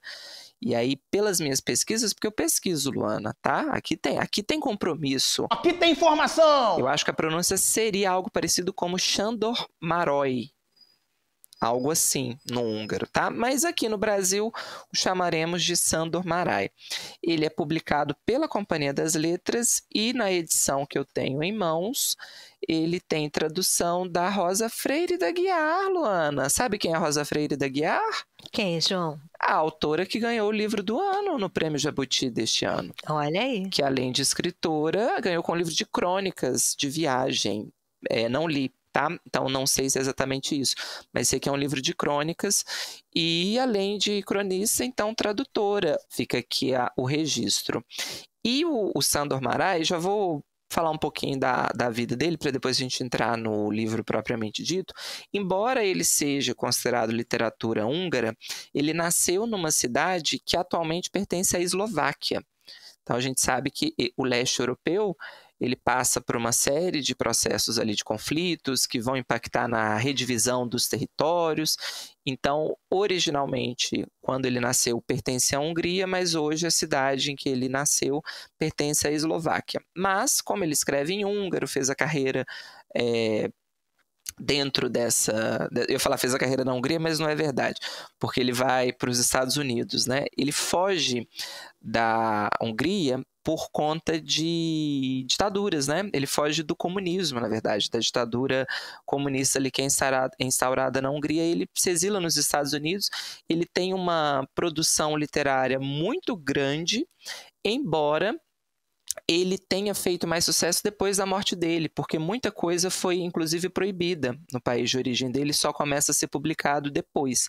Estou dizendo isso tudo por quê? Porque eu tenho uma data aqui de publicação original que talvez você encontre outras. A pesquisa que eu fiz na internet me ofereceu várias possibilidades de publicação, mas a que eu achei relativamente mais confiável é que o As Brasas é um livro de 1942, porém ele tem várias outras datas de publicação, porque em cada país ele saiu em um ano diferente, inclusive nos Estados Unidos, né, que é onde ele vai morar depois. Eu acho que é muito o livro e a vida, né, o fim do Império Austro-Húngaro, né? Então, é justamente esse império muito cosmopolita que deixa de existir, que entusiasmava muito, né? Eu lembro que o narrador do livro fala, inclusive, isso, né? Que estar em Viena é estar num determinado estado de espírito, né? O livro se passa justamente nesse... Quase início da Segunda Guerra, né? Pré-Segunda Guerra Mundial, né? Entre guerras ali, entre a Primeira e a Segunda Guerra. E sobre o que essa obra-prima da literatura mundial discute, Luana? Você tem aqui uma história que, na verdade, é uma grande lavagem de roupa suja. Vou tentar resumir aqui, mas a gente acompanha o protagonista, que é um general, é o Henrique. Ele vive recluso num castelo, embora desde o começo já fique evidente para a gente que ele vive numa parte específica desse castelo. Ele isolou várias áreas da própria propriedade, ele quase nunca é visto em público, ele tem uma vida realmente muito ninhada, né? Ele quase nunca sai de dentro do próprio castelo, embora ele tenha uma grande paixão, que são as caçadas. Ele organiza caçadas na região onde ele mora, ele patrocina esses eventos, mas mesmo nesses eventos quase nunca ele vai. Geralmente ele manda um mordomo dele, que é uma espécie de faz-tudo, para representá-lo. E vive ele, esse mordomo, e uma governanta que foi inclusive quem cuidou dele desde a infância. Então a gente começa a narrativa com essa construção de atmosfera. E o Henry começa a ficar muito ansioso porque ele recebe, né, um aviso de que um ex-amigo dele, com quem ele teve uma relação muito íntima, muito próxima, e que ele não vê há 41 anos, está indo fazer uma visita para ele. E aí é a partir disso que a gente vai ter o destrinchar dessa história, porque aí o Henrique começa, ele já tem uma atitude que eu acho maravilhosa, ele dá uma ordem para a governanta para que ela organize o castelo da forma mais parecida possível com o castelo de 41 anos atrás. Então ele quer que o amigo, né, o ex-amigo que está voltando, que é o Conrad, que ele encontre as coisas parecidas com aquela época. E isso eu já acho interessante, porque dá uma ideia, né, ajuda a construir essa imagem de que, na verdade, o Henrique está preso naquele tempo. Ele viveu ali 41 anos, mas ele não vivenciou esses anos, ele nunca superou esse momento do corte da amizade, né? É claro que isso é construído muito sutilmente até a gente entender, né, o que aconteceu, por que essa visita é tão importante. E a grande questão do livro é o que aconteceu com esses amigos que gerou essa separação muito brusca. Mas aí ele faz uma retrospectiva e ele começa a te contar a história dos dois. Eles eram amigos de infância, eles chegam a estudar juntos numa escola militar, e aí aquela coisa, né, um tema recorrente na literatura, quando você tem relações muito próximas, geralmente você tem pontos muito parecidos e pontos muito divergentes. E aí um dos pontos que vai ser muito colocado como divergência é a personalidade, porque o Henrique, que é esse general que vive no castelo, ele sempre teve uma predisposição para a carreira militar, enquanto o amigo dele não. Várias pessoas vão mencionar isso várias vezes no livro. O seu amigo não tem vocação nenhuma para a carreira militar, ele não nasceu para isso. O pai do Henrique vai dizer isso para ele, né? O seu amigo claramente não nasceu para isso, ele nasceu para outra coisa, ele não tem esse brio, essa valentia. E é uma das dicotomias aqui que vai ser trabalhado, muito questionável, porque é um livro magistral em subentendidos e ambiguidades, mas no começo você tem pelo menos uma tentativa de construir a imagem do Henrique como alguém muito corajoso e muito arrogante, e do Conrad, por outro lado, ele vai ser sempre tratado como um covarde pelas outras pessoas. Não necessariamente isso significa que ele seja, mas as pessoas vão ter essa leitura dele, né? E aí eles são muito próximos, vão viver a juventude dividindo muita intimidade, chegam até a morar junto um determinado período da vida, até que o Henrique casa, a esposa do Henrique, a Christine, vai entrar aí nesse grupo de amizades, o Conrad, que é o amigo, ele gosta muito de música, a Christine gosta muito de música também, então o amigo vai ter uma relação ótima com a esposa, porque eles dividem esse gosto artístico, até que num belo dia, você tem um ponto de virada, que é o ponto de ruptura. Numa das caçadas que eles gostavam de fazer, o Henrique vai jurar de pé junto que o amigo dele aponta a arma para ele e quase atira, mas que na hora de puxar o gatilho ele não tem coragem, ele desiste e ele sai. E a partir desse dia que você tem essa ruptura dessa amizade, em que o Henrique vai jurar de pé junto 41 anos depois de que ele quase foi vítima de um atentado do melhor amigo e que ele tenta entender exatamente até hoje os motivos disso, embora ele tenha uma grande resposta, né? E aí eu acho assim, quase inevitável chamar para discussão Machado de Assis, e aí depois eu retomo esses aspectos, mas o Henrique jura de pé junto que a esposa dele estava tendo um caso com o melhor amigo, que ele era traído pela esposa e pelo melhor amigo. Aí eu deixo aqui um grande beijo pro Bentinho também, né? Porque eu fiquei pensando nisso quando eu fui voltar no livro. Vou abrir aqui um grande parênteses para falar do Machado, porque eu acho muito próximo mesmo a narrativa do do Sándor, de várias obras do Machado, mas principalmente, obviamente, de Dom Casmurro, até nessa imagem inicial, quando ele manda enfeitar ou retomar a decoração do castelo, que ela tinha 41 anos atrás, me vem na hora a frase do Bentinho e Dom Casmurro, né? Que o meu objetivo era atar as duas pontas da vida, o que eu fui e o que eu sou, e aí isso não foi possível, né? É exatamente isso que o Henrique está tentando fazer, só que aqui com uma vantagem, entre aspas, em relação ao Bentinho, porque ele vai ter a possibilidade de confrontar o amigo com a verdade. E o Bentinho não teve, né? Porque é quando o Escobar morre que o Bentinho começa a duvidar da fidelidade da Capitu. Aqui o Henrique vai ter a possibilidade de questionar, porque quem morreu foi a esposa, né? Quando a gente começa a narrativa, a gente já sabe disso. A esposa ela vai morrer um tempo depois, mas quando você tem essa ruptura na caçada, o Henrique meio que, para ele, já está resolvido. Ele já entende o que aconteceu, que tinha um plano da esposa com o melhor amigo para matá-lo e aí os dois fugirem, por exemplo, né?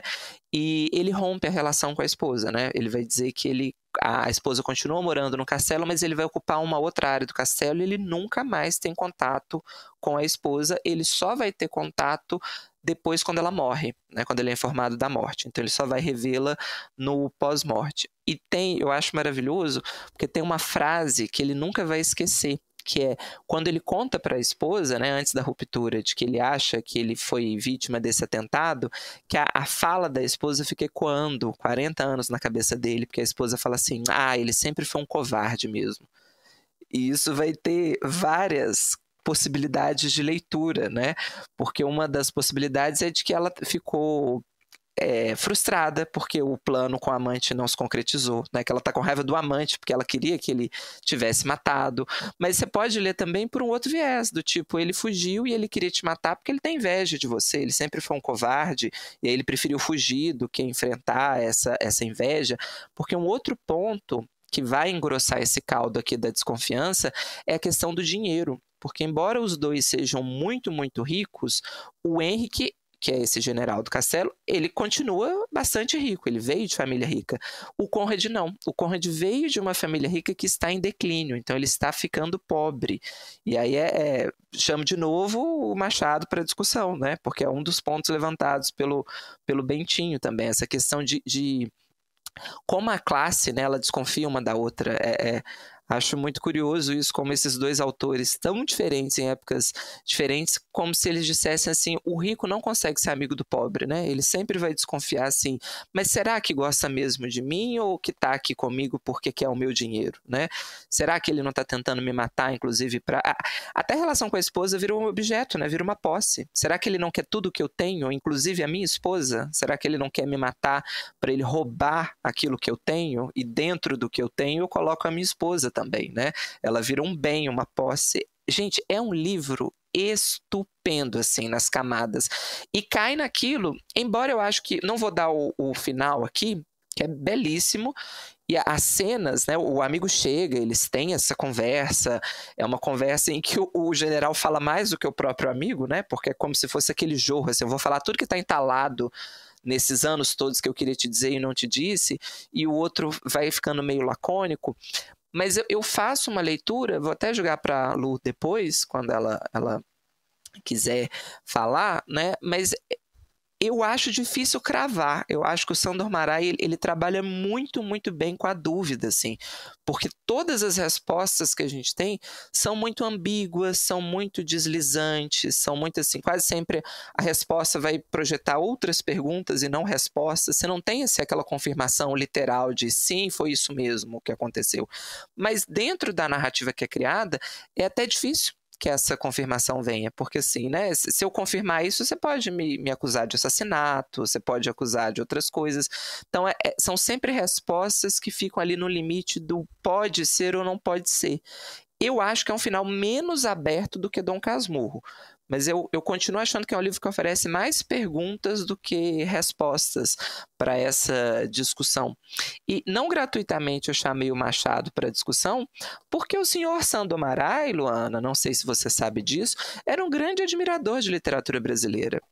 Tanto é que ele tem um livro que vai narrar, eu não li este outro livro do Sandor, mas ele vai narrar a Guerra de Canudos, porque ele fica transtornado quando ele lê Os Sertões, de Euclides da Cunha. Ele acha aquilo, e conhece a história, ele acha aquilo, assim, incrível, e aí ele escreve sobre, né? É um livro de ficção.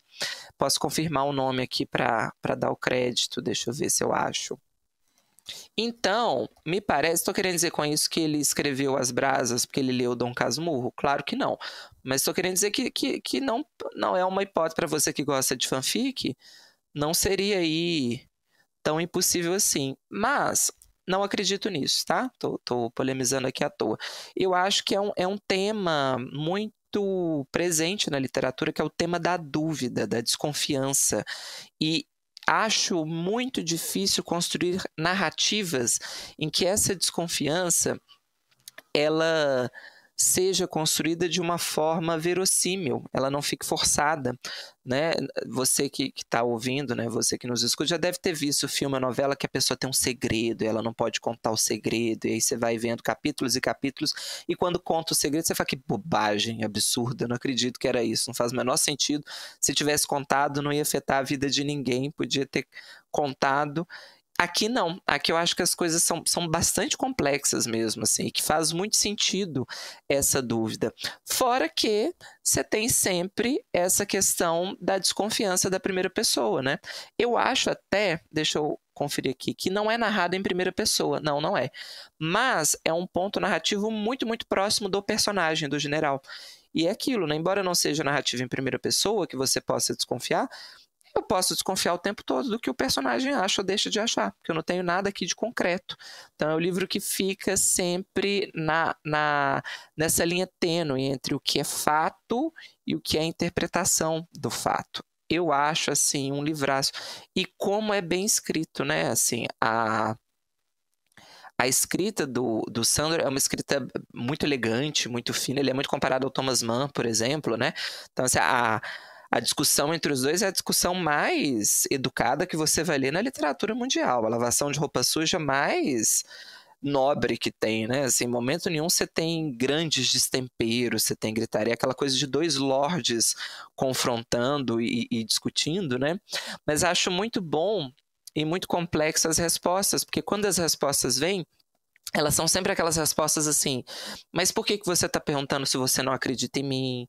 Né? Não dessa forma que eu estou dizendo, mas é aquela resposta que te incomoda, porque é como se ele dissesse assim, olha, o outro, né, o Conrad, eu posso te falar qualquer coisa, do que vai adiantar? Você já tem a verdade com você, você já tem a sua verdade, você quer só que eu confirme o que você acha que aconteceu, e eu não sei se eu posso fazer isso, mas ele também não nega, então assim, é muito aflitiva a conversa dos dois, né, até que vem um desfecho, acho que no desfecho você tem uma possibilidade, tem uma última cena, inclusive, que é bastante problemática, eu diria, problemático no bom sentido, porque ela amplia a possibilidade narrativa, ela te mostra que, de certa forma, todo mundo tem os seus segredos, né, e que talvez até as pessoas que acham que são donas da verdade, elas também escondem algumas questões ali, mas acho uma aula de livro, assim, para você tratar subentendido, falta de certeza, e esses duplos, né? Porque é um livro que trabalha o tempo todo com a falta de certeza versus a certeza que o personagem entende que aquilo aconteceu, né? Em determinado momento da narrativa, até o atentado vai ser questionado, né? Você começa até a pensar assim, será que o amigo realmente apontou a arma? Ou será que ele acha que o amigo apontou a arma para ele? Porque você começa a questionar a narrativa, assim, a partir de um momento que você só tem duas versões diferentes. E esse tema que eu acho sempre interessante também da lavagem de roupa suja, de uma amizade que se acaba, né? Se acaba de uma forma repentina, de uma pessoa que ficou presa naquele passado. Aí casa com o que você falou no começo, né, Lu? Dessa... esse apego ao passado é o apego ao império, que já foi aquela grandiosidade que a Hungria, o Império Austro-Húngaro representava e que agora não representa mais, né? Como você lidar com a perda do poder, com a perda da riqueza, com a perda das certezas que você tinha na sua vida. Isso é enlouquecedor de algumas formas. Tem um diário que vai aparecer na narrativa, que a esposa tem um diário. Aí eu não vou contar do diário para não mastigar o livro todo, mas a A saída que o Sandor Márai dá pro diário também, eu acho belíssimo. E o título, eu acho um dos títulos, assim, quando casa com a história, é um dos melhores títulos, porque é a brasa, né? Não é a cinza. Então é aquilo que ainda está aceso, é aquilo que já foi um fogo, não morreu, mas continua ali de alguma forma. É aquilo que está sempre em processo de combustão, que não se apagou completamente, embora não seja a fogueira. E tem a cena, né, quando eles estão conversando, que eles olham para a lareira e o narrador vai falar: na lareira só havia as brasas acesas, né? E ele, não é exatamente dessa forma, mas é essa imagem, né, de que eles olham os dois juntos para a lareira e eles só veem as brasas que ainda estão crepitando, mas já não é aquele fogo. Olha, literatura com L maiúsculo, viu? Maravilhoso. Muitas considerações, assim. Eu acho que essa questão da classe é essencial no livro. Eu lembro que tem uma passagem do narrador que eu acho maravilhosa, que ele insinua, não é exatamente nessas palavras, tá, gente? Faz um tempinho que eu li. Mas que o esforço desses dois amigos é perdoar esse pecado original. Que é o pecado de um ser mais rico do que o outro, né? E como eles tentam remediar isso e é impossível de ser remediado, né? É um livro muito sobre velhice, né? Sobre decadência. Então você tem, no fim, esses dois personagens muito velhos, já no final da vida, discutindo sobre algo que aconteceu há 40 anos atrás. E aí eu acho que você falou sobre a amizade que acaba, mas não é exatamente isso, né? É a maldição da amizade que é eterna. Porque eles não conseguem se desvencilhar disso. Infelizmente, algumas amizades são para sempre, sabe? Você não consegue se ver livre da figura do outro, né? E agora que você comentou, ainda pensei num outro aspecto, né? Porque ainda tem um complicador, não é só a desconfiança da narrativa, é a desconfiança da memória. Eles estão discutindo um fato que aconteceu há 41 anos. Então, assim, quem garante que foi isso mesmo? Quantas vezes essa narrativa não foi relembrada pelos dois e não foi alterada pela própria memória? Será que foi dessa forma mesmo? Será que eles estão se lembrando de tudo? Até por isso que eu acho que não tem a resposta, né? Você falou sobre, por que você quer que eu te responda? Você já sabe. É mais do que isso, né? Você remoeu essa história durante 40 anos. O que diabos eu posso falar que vai te convencer a mudar de ideia? Menino, não era nada disso. Que loucura, 40 anos, nada, eu tropecei, veja você. Bebê se foi... E eu gosto muito da construção do espaço, porque essa história acontece nesse castelo à noite, então é um ambiente de penumbra. E eu acho isso muito interessante, porque é uma história que não vai ser esclarecida, né? E aí eu acho que a ideia da escuridão aqui, ela é muito bem trabalhada, né? E das brasas, né? Porque ilumina, mas não clareia. Exato, é uma luz muito inconstante, né? Então eu acho toda a construção do espaço muito bonita. E falando nisso, né, sobre ser um livro sobre a velhice, sobre a decadência, aí o que a gente citou antes, né, representando um pouco o fim desse império, desse modo de vida, né, dessa existência que vai ter de ser substituída por outra, porque esse império não existe mais. Essa ideia do cosmopolita, né, de todas as nações, de um momento, de um coração da Europa ali, essa ideia rui. Né? E até na nacionalidade, né, desses personagens, eu lembro que um é filho de um oficial húngaro com uma francesa e o outro é filho de uma polaca com a Galícia, não lembro bem, mas eles são essa mistura, né, esse apogeu ali da Europa que tem um fim, né, com a Primeira Guerra e a cruz no caixão, né, o prego no caixão na Segunda Guerra. Eu acho que é um livro que sai, né, desse individual, desse drama entre esses dois amigos para uma imagem muito maior, uma imagem de toda uma Europa, né? E um livro muito melancólico, né? Porque é isso do passado, e pessoas muito obsessivas, né? Eu fico com pena do protagonista. Eu tenho pena do Bentinho também, porque essa pessoa que sofre muito, né? Porque ela quer uma resposta e a resposta não vai vir. Ou se vier, talvez não seja a resposta que ele quer, né? Na verdade, não é que nem que não vai vir, não tem mais importância a resposta. Tem hora que o amigo fala isso com ele, né? A vida já foi destruída, a vida nunca mais vai ser o que era, independente do que você descubra, né? É a inutilidade da pergunta, na verdade. Exatamente, né?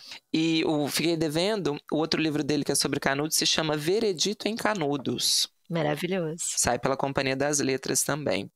Olha, eu fiquei com muita vontade de reler, você acredita, Lu? Eu tenho vontade também. Porque tinha muito, muito tempo que eu li.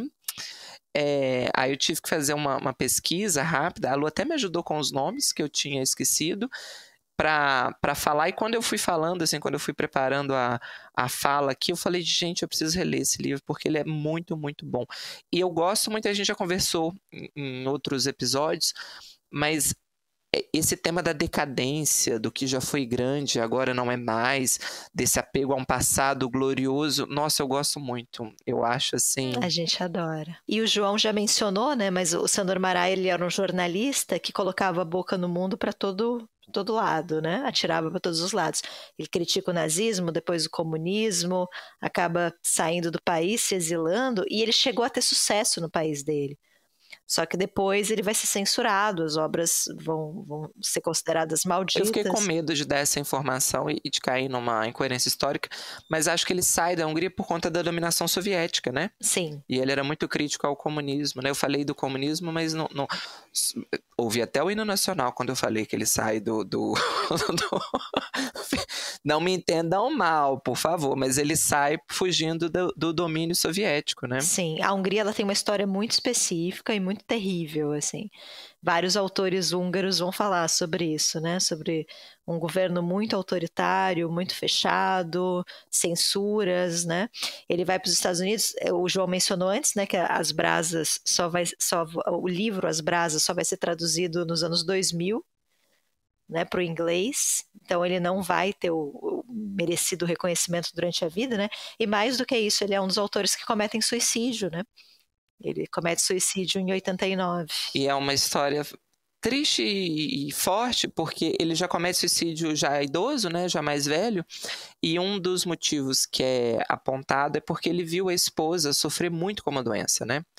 E aí ele perde a esposa e ele fala, eu não quero passar pelo que ela passou, né? E também ele lidando com o luto, com a perda da esposa, né? Eu não sei exatamente quanto tempo depois da doença da esposa ele comete suicídio, mas assim, uma figura muito curiosa da literatura, porque ele vai para os Estados Unidos, mas ele continua escrevendo em húngaro nos Estados Unidos, ele não escreve em inglês.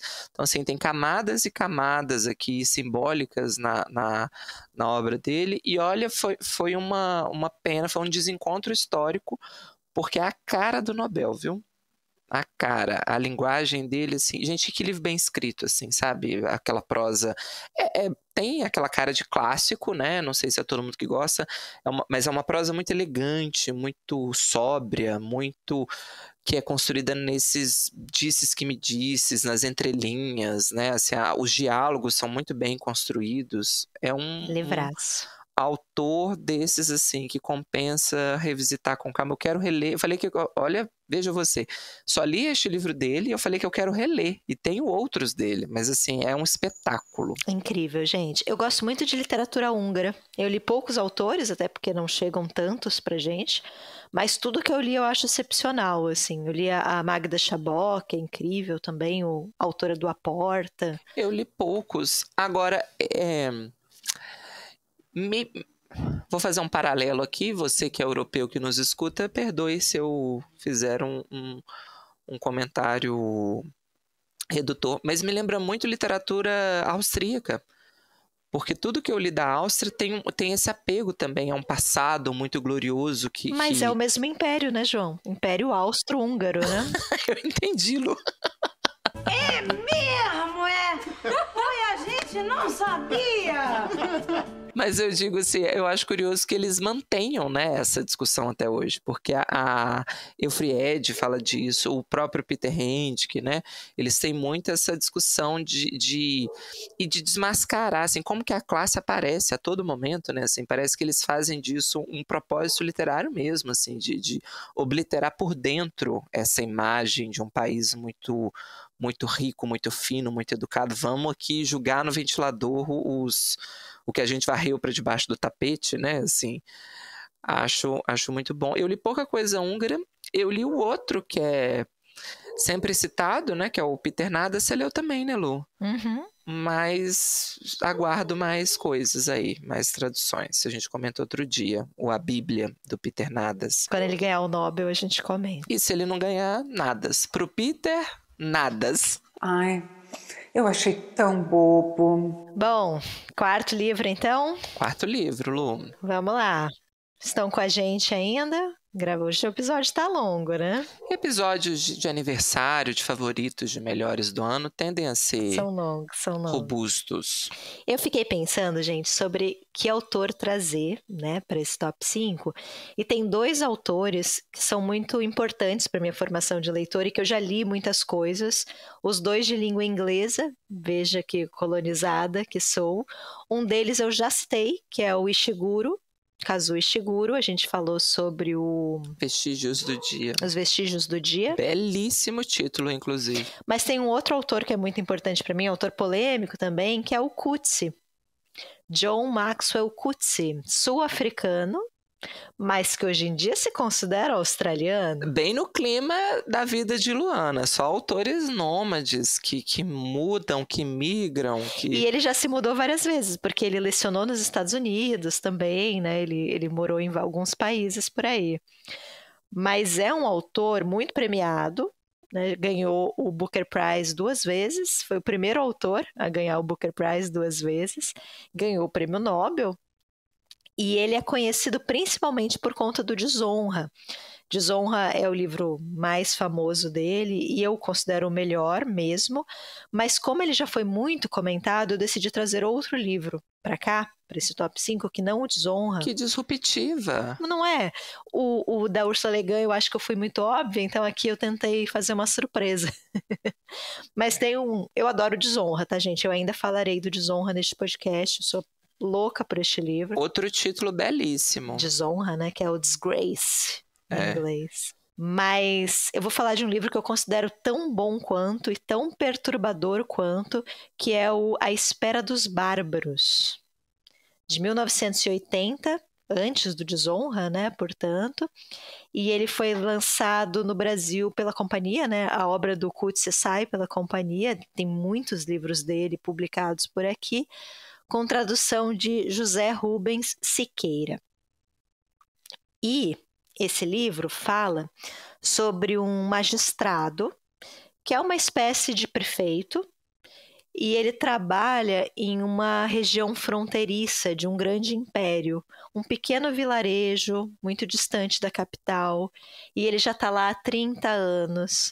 Então ele até fala que a rotina dele é muito preguiçosa, ele basicamente está ali esperando a aposentadoria, como todos nós. Então ele passa o dia ali discutindo questões da cidade, fazendo julgamentos, colecionando artefatos arqueológicos que ele paga crianças para desenterrar, né? Ele tem muito interesse sobre os povos que habitaram ali antes dele, e ele vai levando essa vida. Até que um dia chega um coronel nesse vilarejo, vindo da capital, uma figura muito importante, e esse coronel ele vem para investigar certos rumores que dizem que os bárbaros estão planejando uma invasão ao império. Os bárbaros são basicamente todo mundo que não é do império, né? São os povos nômades que habitam ali as imediações desse território, então eles estariam planejando uma guerra. Esse coronel ele faz 2 prisioneiros, né, que é um senhor, um homem muito idoso e uma criança, vai interrogar esses prisioneiros de forma brutal, tortura mesmo, e vai conseguir a informação que ele queria, né, de que essa guerra é iminente, de que esse conflito vai acontecer. E a partir daí vão acontecendo várias coisas com esse magistrado, que eu não quero contar aqui, porque eu acho que tem a sua graça, você ir descobrindo, né, ao longo da leitura, mas basicamente ele é o narrador. Então a gente vai acompanhando as reflexões desse protagonista. E a primeira reflexão, talvez a central aqui desse livro, a mais evidente, é quem afinal são os bárbaros, né? Quem é o bárbaro? O bárbaro é o diferente, é aquele que é diferente, a gente falou antes, né, no livro da Ursula Le Guin, aquele que é o outro, né, que tem outra cultura, o que eu não acesso, o que eu não compreendo, e a gente é ensinado a temer o diferente, né, a ter medo do outro, e esse medo justifica tudo, né? Toda sorte de atrocidade. Mas é interessante porque eles têm medo dos bárbaros e são eles os torturadores, né? São os homens do império, desse reino de civilização, que praticam as torturas, né? Que reduzem populações inteiras a pó. Então, quem são os bárbaros, né? Mas, na verdade, pensar sobre quem é o bárbaro leva a uma questão subsequente, que é quem é o império, então? Se eles são os bárbaros, quem são os homens civilizados? E aí a gente pensa e a gente determina, né, que, na verdade, o outro determina a nossa própria identidade. Eu sei quem eu sou porque eu sou diferente do outro. Então, o bárbaro é constituinte nessa noção de identidade do império. Né? O império só existe porque existem os povos bárbaros. E também como a figura de poder ou detentora do poder é quem determina a existência do outro. Né? Então, eu tenho o poder da narrativa, eu determino o que é a barbárie. E a gente tem que pensar aqui que esse livro é de 1980, de um autor sul-africano. Né, um autor que vive numa colônia inglesa ou num território que foi uma colônia inglesa e que está em pleno processo de apartheid. Né? Então tem pessoas que leem, inclusive, como uma alegoria à África do Sul. Né? Esse império não é determinado, a gente não tem informações muito precisas, mas ele está escrevendo ali sobre essa relação também, né, entre colonizador e colonizado, o forte e aquele que é subjugado, né? Mas eu acho que tem uma outra reflexão no livro que eu acho talvez até mais interessante, que é esse magistrado, ele não é o torturador, ele se choca com a tortura, né? Ele é diferente do coronel, ele é muito diferente do coronel. Mas será que ele é tão diferente assim? E eu acho que boa parte da leitura, né, do que vai acontecendo no livro é esse personagem se descobrindo muito parecido com o coronel ou com os torturadores. Porque o fato dele não ser a pessoa que tortura ou que empunha a arma não significa que ele não faça parte desse império, e ele se beneficia desse império. Ele tem uma posição hierárquica, ele tem privilégios que nascem a partir dessa estrutura social. Então, uma das coisas mais chocantes do livro é ele perceber que para os prisioneiros, tanto faz. Né? Ele olha para esse magistrado, esse prisioneiro olha para o magistrado da mesma forma que ele olha para o seu torturador. Existem lados, e ele está de um lado que o beneficia. Então, ele pode se esconder, né, atrás dessa ideia de que ele é um ótimo cidadão, né, uma pessoa de bem, mas no fim ele está de um lado específico dessa história. E eu me lembro, eu sei que eu não vou falar de Desonra hoje, não é essa a ideia, mas no Desonra, parte do livro é o pai, né, de uma mulher que é violentada se identificando com os violentadores e não com a filha, se entendendo também como uma figura de poder e uma figura de opressão, né? E eu acho que aqui a gente tem essa mesma ideia. Você é tão diferente assim? Será que você é tão diferente assim? E a gente tem uma relação que é construída no livro, que é muito complexa, entre ele e uma prisioneira. Porque uma dessas mulheres desse povo nômade, desse povo bárbaro, ela é tão brutalmente torturada que ela não vai mais conseguir andar direito, ela vai ter problemas de mobilidade, vai ficar cega, e ela não consegue voltar para o seu povo. Então ela vai se tornar uma indigente, uma pessoa em situação de rua ali naquele império. E aí ele se apieda dela. Ele vai genuinamente se apiedar dessa mulher e vai recolher ela e colocar ela sob seus cuidados. E ele vai se apaixonando por ela, mas numa relação muito complexa, porque de repente ele vai querer dar banho nessa mulher e cuidar dessa mulher, e ele gosta dela, mas ao mesmo tempo ela tem o direito de gostar ou não dele, né? Que situação que ela vive, né? Qual é o poder que ela tem de recusar aquele homem. E é muito estranho porque ele não consegue deixar de ter uma relação meio paternal com ela. Então ele não consegue fazer sexo com ela no sentido da penetração, né? Ele faz outras coisas no momento que eles transam também, mas na maior parte do tempo não existe essa relação porque ela é como uma filha, mas isso é problemático porque ela tá nua na cama dele, sabe? Então tem essas questões. E aí qual é exatamente a diferença, né, de você torturar uma mulher ou você manter ela prisioneira e de alguma forma se aproveitar disso. Eu não vou discutir essa relação aqui, eu acho que é muito complexa, e até porque a gente teria que dar muitos spoilers também para falar disso com profundidade, mas é uma relação muito bem construída e muito intrincada.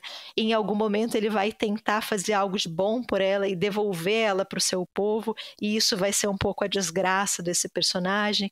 Então a gente vai ter várias páginas aí das consequências, né, da ação desse magistrado. Ele não é um personagem mau, mas talvez o que ele vai descobrindo é que ele também não é tão bom, né? Que ele não é um personagem tão bom quanto ele acreditava.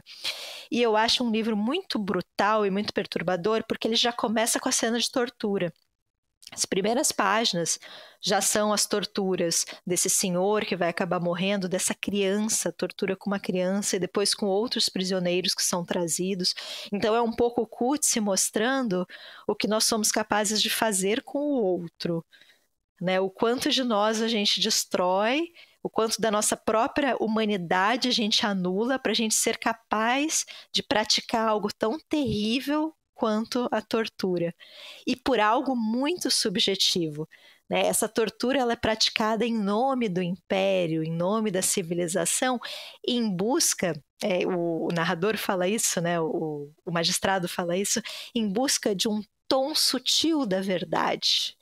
O torturador, ele tortura, submete o outro a uma dor absoluta, tentando escutar um tom de voz, né? Que a partir daí ele vai entender que sim, agora é verdade, agora é essa informação, né, que eu precisava.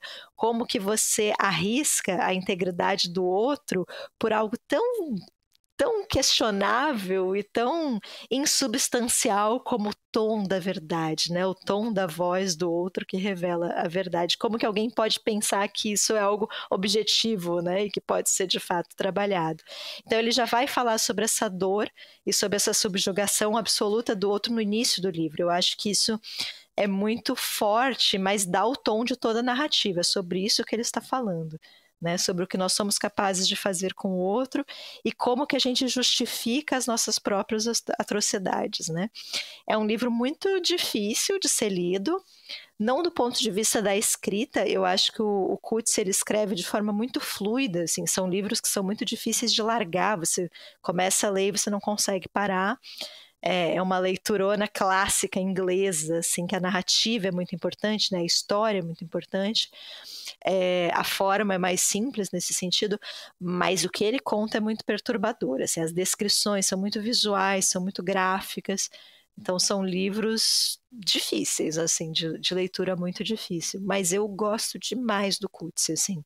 Eu acho que todos os livros dele são uma porrada. Eu acho que você sai dali questionando tudo, questionando o mundo, o processo civilizatório de um modo geral. E eu gosto muito, muito desse livro mesmo. Assim, se vocês já leram Desonra, não leram outra obra do Coetzee, eu recomendo muito A Espera dos Bárbaros. E eu acho que é uma obra muito determinante na trajetória do Coetzee. O Coetzee, ele tem... É até difícil definir qual é o grande tema dele, né? Ele tem livros muito diferentes entre si, mas eu acho que a partir daí uma chave vira, né? Ele vai falar de forma muito mais explícita sobre o processo colonizatório mesmo. Então é um livro que eu gosto muito, assim, na bibliografia aí do Coetzee, né? Mas é isso. Essa é a minha recomendação. Você já leu esse, Não João? li, mas tenho 2 comentários a fazer. Tá na minha listinha aqui. Primeiro que tem essa coisa da falácia do inimigo em comum também, né?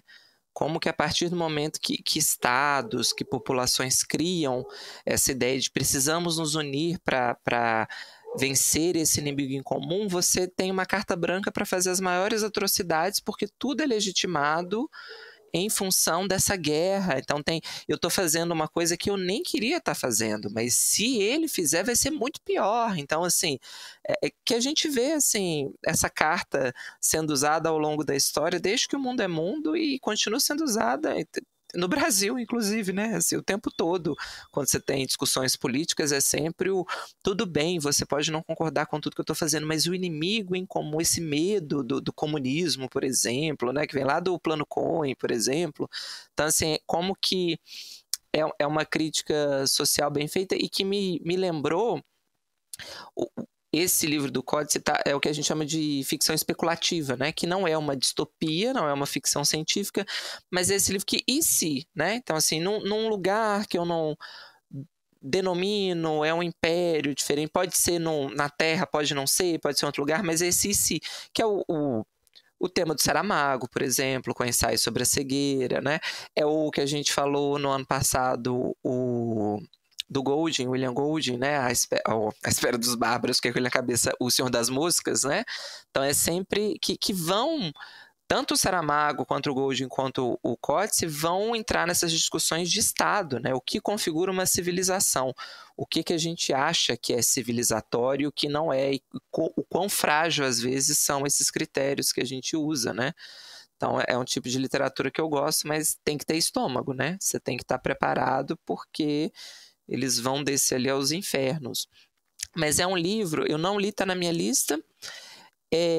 Eu ia comentar do poema, né? Porque ele pega um poema ele tira o título de um poema de um poeta grego, que é o Constantino Cavafis. E é um poema belíssimo, belíssimo, belíssimo. A edição que eu tenho, que tem esse poema, não tem. Eu tô falando de cabeça, tá, gente? Não tinha preparado isso, porque eu achei que a Luana fosse falar do Desonra, e ela me surpreendeu. Mas saía pela Kozak Naif. Olha, fica a sugestão para vocês lerem um poema. Eu joguei aqui no Google, apareceu. Vou ler só o comecinho. À espera dos bárbaros. O que esperamos nós, em multidão no fórum? Os bárbaros que chegam hoje. Dentro do Senado, por que tanta inação? Se não estão legislando, o que fazem lá dentro os senadores? É que os bárbaros chegam hoje. E aí ele vai construindo com esse refrão, né? Isso está acontecendo porque os bárbaros chegam hoje. E o final do poema é belíssimo. No livro, eles estão esperando essa suposta invasão bárbara, né? Mas tem até uma ironia aí de você também ter esses prisioneiros que ficam esperando os seus torturadores, né? Então eles também esperam os seus bárbaros, ou a barbárie, né? Que vai acontecer a partir daí. É a pergunta que você fez, né? Quem são os bárbaros, de fato, né? Sim. E eu acho que o Coetzee trabalha um pouco essa ideia que você mencionou, né? De, estamos em um momento de guerra, né? Então precisamos seguir ordens e talvez a ordem seja torturar as pessoas, né? Quem sou eu para não seguir ordens? Mas eu acho que ele fala de algo mais assustador ainda, que é algo que o João Ubaldo trabalha também maravilhosamente num livro chamado Diário do Farol, que eu adoro, que é a ideia de que em momentos limítrofes, pessoas terríveis ascendem socialmente. É a oportunidade que essas pessoas têm. Porque você vende a ideia de que se combate a violência com mais violência, né? Então essa violência ela é tolerada porque você não pode responder a uma ameaça com a paz. Você tem que responder a essa ameaça com uma resposta à altura, que faça frente, que seja corajosa. E aí, se isso é mal feito, e quase sempre será, você valida discurso autoritário, você valida violência, você valida corte de direito, porque afinal de contas eu não posso ser pacífico nessa situação. Um pouco de violência vai ser necessário aqui, senão o que vai ser de nós, né? E cai também nesse aspecto do é triste, mas não é comigo, né? Então, assim, não, eu não concordo com nada disso, mas também, assim, antes ele do que eu, né? Então, antes acontecer, perder os direitos fulano do que os meus, né? Deus me livre quando os bárbaros chegarem, o que eles vão fazer comigo? Que o meu vizinho pague, então, para eu ficar protegido dos bárbaros, né? E também uma marca, e quando a gente se une, você falou, né, sobre você dar um inimigo em comum e de repente estão todos unidos e toda atrocidade é legítima, é uma marca de impérios decadentes também, né? Quando você tem, a gente está falando muito sobre decadência hoje, mas você tem uma marca de um final de um grande... Eu ri porque é um episódio de aniversário, Lu. A gente tinha que ter planejado melhor. Mas quando você está nesse fim, né, nesse possível fim, é uma forma de você mobilizar pessoas, né? É a última cartada, né? É o tudo ou nada agora, porque se eu não for com tudo para a guerra, eu vou perder, né? O pouco que me sobrou aqui nesse processo de declínio, né? Você destrói, inclusive, a insubordinação interna, né? Ninguém vai lutar contra você, né, internamente, se vocês tiverem um inimigo maior para lutar juntos, né? Então, como une também, né? E acoberta possíveis problemas que aquele império, país, coloque aqui o território de sua preferência, qualquer problema que ele esteja passando. A gente vê isso como arma tática em diversas situações, né? A gente vê isso agora com Israel e muitos outros exemplos possíveis, né? Então, também é uma marca de decadência, né? O império agonizante é um império perigoso, né? Exatamente. Mas é um livraço, gente. Mas assim, perturbador. As cenas de tortura. Pra quê, Kutz? Era só o que eu me perguntava. Pra quê? Eu li esse livro há alguns anos e as cenas ainda estão aqui comigo, nas minhas retinas. Eu li 2 livros do Coetzee. Eu li o Desonra e eu li um de contos imorais, eu acho. Que você gosta, né? Gosto, mas assim, vai para um outro lugar, é mais tranquilo. Fala de decadência também, mas são outras decadências. Não é tão épico assim, nem tão perturbador, sabe? Fala de velhice, por exemplo, uma personagem que é confrontada, que as pessoas acham que ela está nesse processo de decadência, ela quer provar que não, então acho que vai para um outro lugar, mas gostei. É que depois da Austrália, o Coetzee ele também mudou a literatura. Ele começou a surfar. Começou a ficar mais biográfico, autorreferencial, então é sempre um professor, uma professora, né? Ele tá falando de si mesmo, muitas referências literárias, né? Ele já vai para um outro caminho, não é mais essa porrada da juventude, eu acho, tem essa teoria. Quando a gente é jovem, a gente tem mais ânimo para fazer algumas lutas depois, né? Pra quê? Acho que ele deve pensar. Ele já ganhou o Nobel também, eu acho que ele tá nesse momento, né, de surfar e curtir a velhice. Ele já veio pra Flip, você sabia, João? Sabia bem, no começo, talvez? E não é da minha gerência também, eu adoraria esse autógrafo, mas não tenho. E ele não gosta muito, né? Ele tem uma relação meio, pelo que eu me lembro, assim, eu tenho um livro, depois eu posso comentar, que são, acho... Luana está me surpreendendo muito, só indo de cabeça, mas eu tenho um livro que são 2 jornalistas que entrevistaram os prêmios Nobel de Literatura vivos no período que eles fazem a entrevista. Eu não lembro qual ano, mas eles marcam que eles tentaram de tudo para entrevistarem todos. E tem acho que 2 ou 3 que não aceitam dar entrevistas. Um é o Coetzee. É o Coetzee, o Leclésio e não vou lembrar do outro. Tem um que eu acho que é uma questão de saúde, na verdade, que a pessoa já estava muito doente e não consegue. Mas eles conseguem entrevistar o Gabriel Garcia Marques, numa época que o Gabriel já estava assim, não me amolem mais, não venham mais, já falei tudo que eu podia. Mas o Coetzee não. O Coetzee não. Muito contato com a Companhia das Letras, né? Eu consegui trazer esse homem. Para ele ter topado. Mas eu gosto muito, gente, tem problematizações possíveis de serem feitas, inclusive se quiserem conversar comigo sobre isso, estou aqui, mandem mensagem, mas eu acho uma literatura de muito impacto, assim, e portanto uma literatura perigosa. Eu acho que ele se arrisca, né? Mas ele nos desconcerta e eu acho que esse é um grande papel da literatura, é um grande poder que a literatura tem, né? É um tipo de literatura que você gosta, né? Porque na lista em comum tinham vários livros, assim... Houellebecq, né? Polêmicos, que a gente poderia ter colocado aqui. E de novo, né, que eu acho que a gente tem essa sensação estranha no A Espera dos Bárbaros, porque também é o Carrasco narrando, né? Você falou antes sobre a gente ter o Carrasco narrando.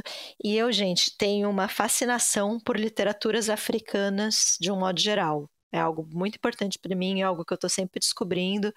Então a gente falou sobre uma Banco, né, no Congo, mas o Coetzee vem um pouco nessa pesquisa ou busca minha, vem de um outro lugar, né? A África do Sul tem as suas especificidades, um autor branco, né?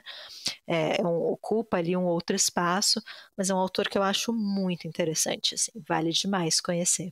A fase antes da Austrália, por favor.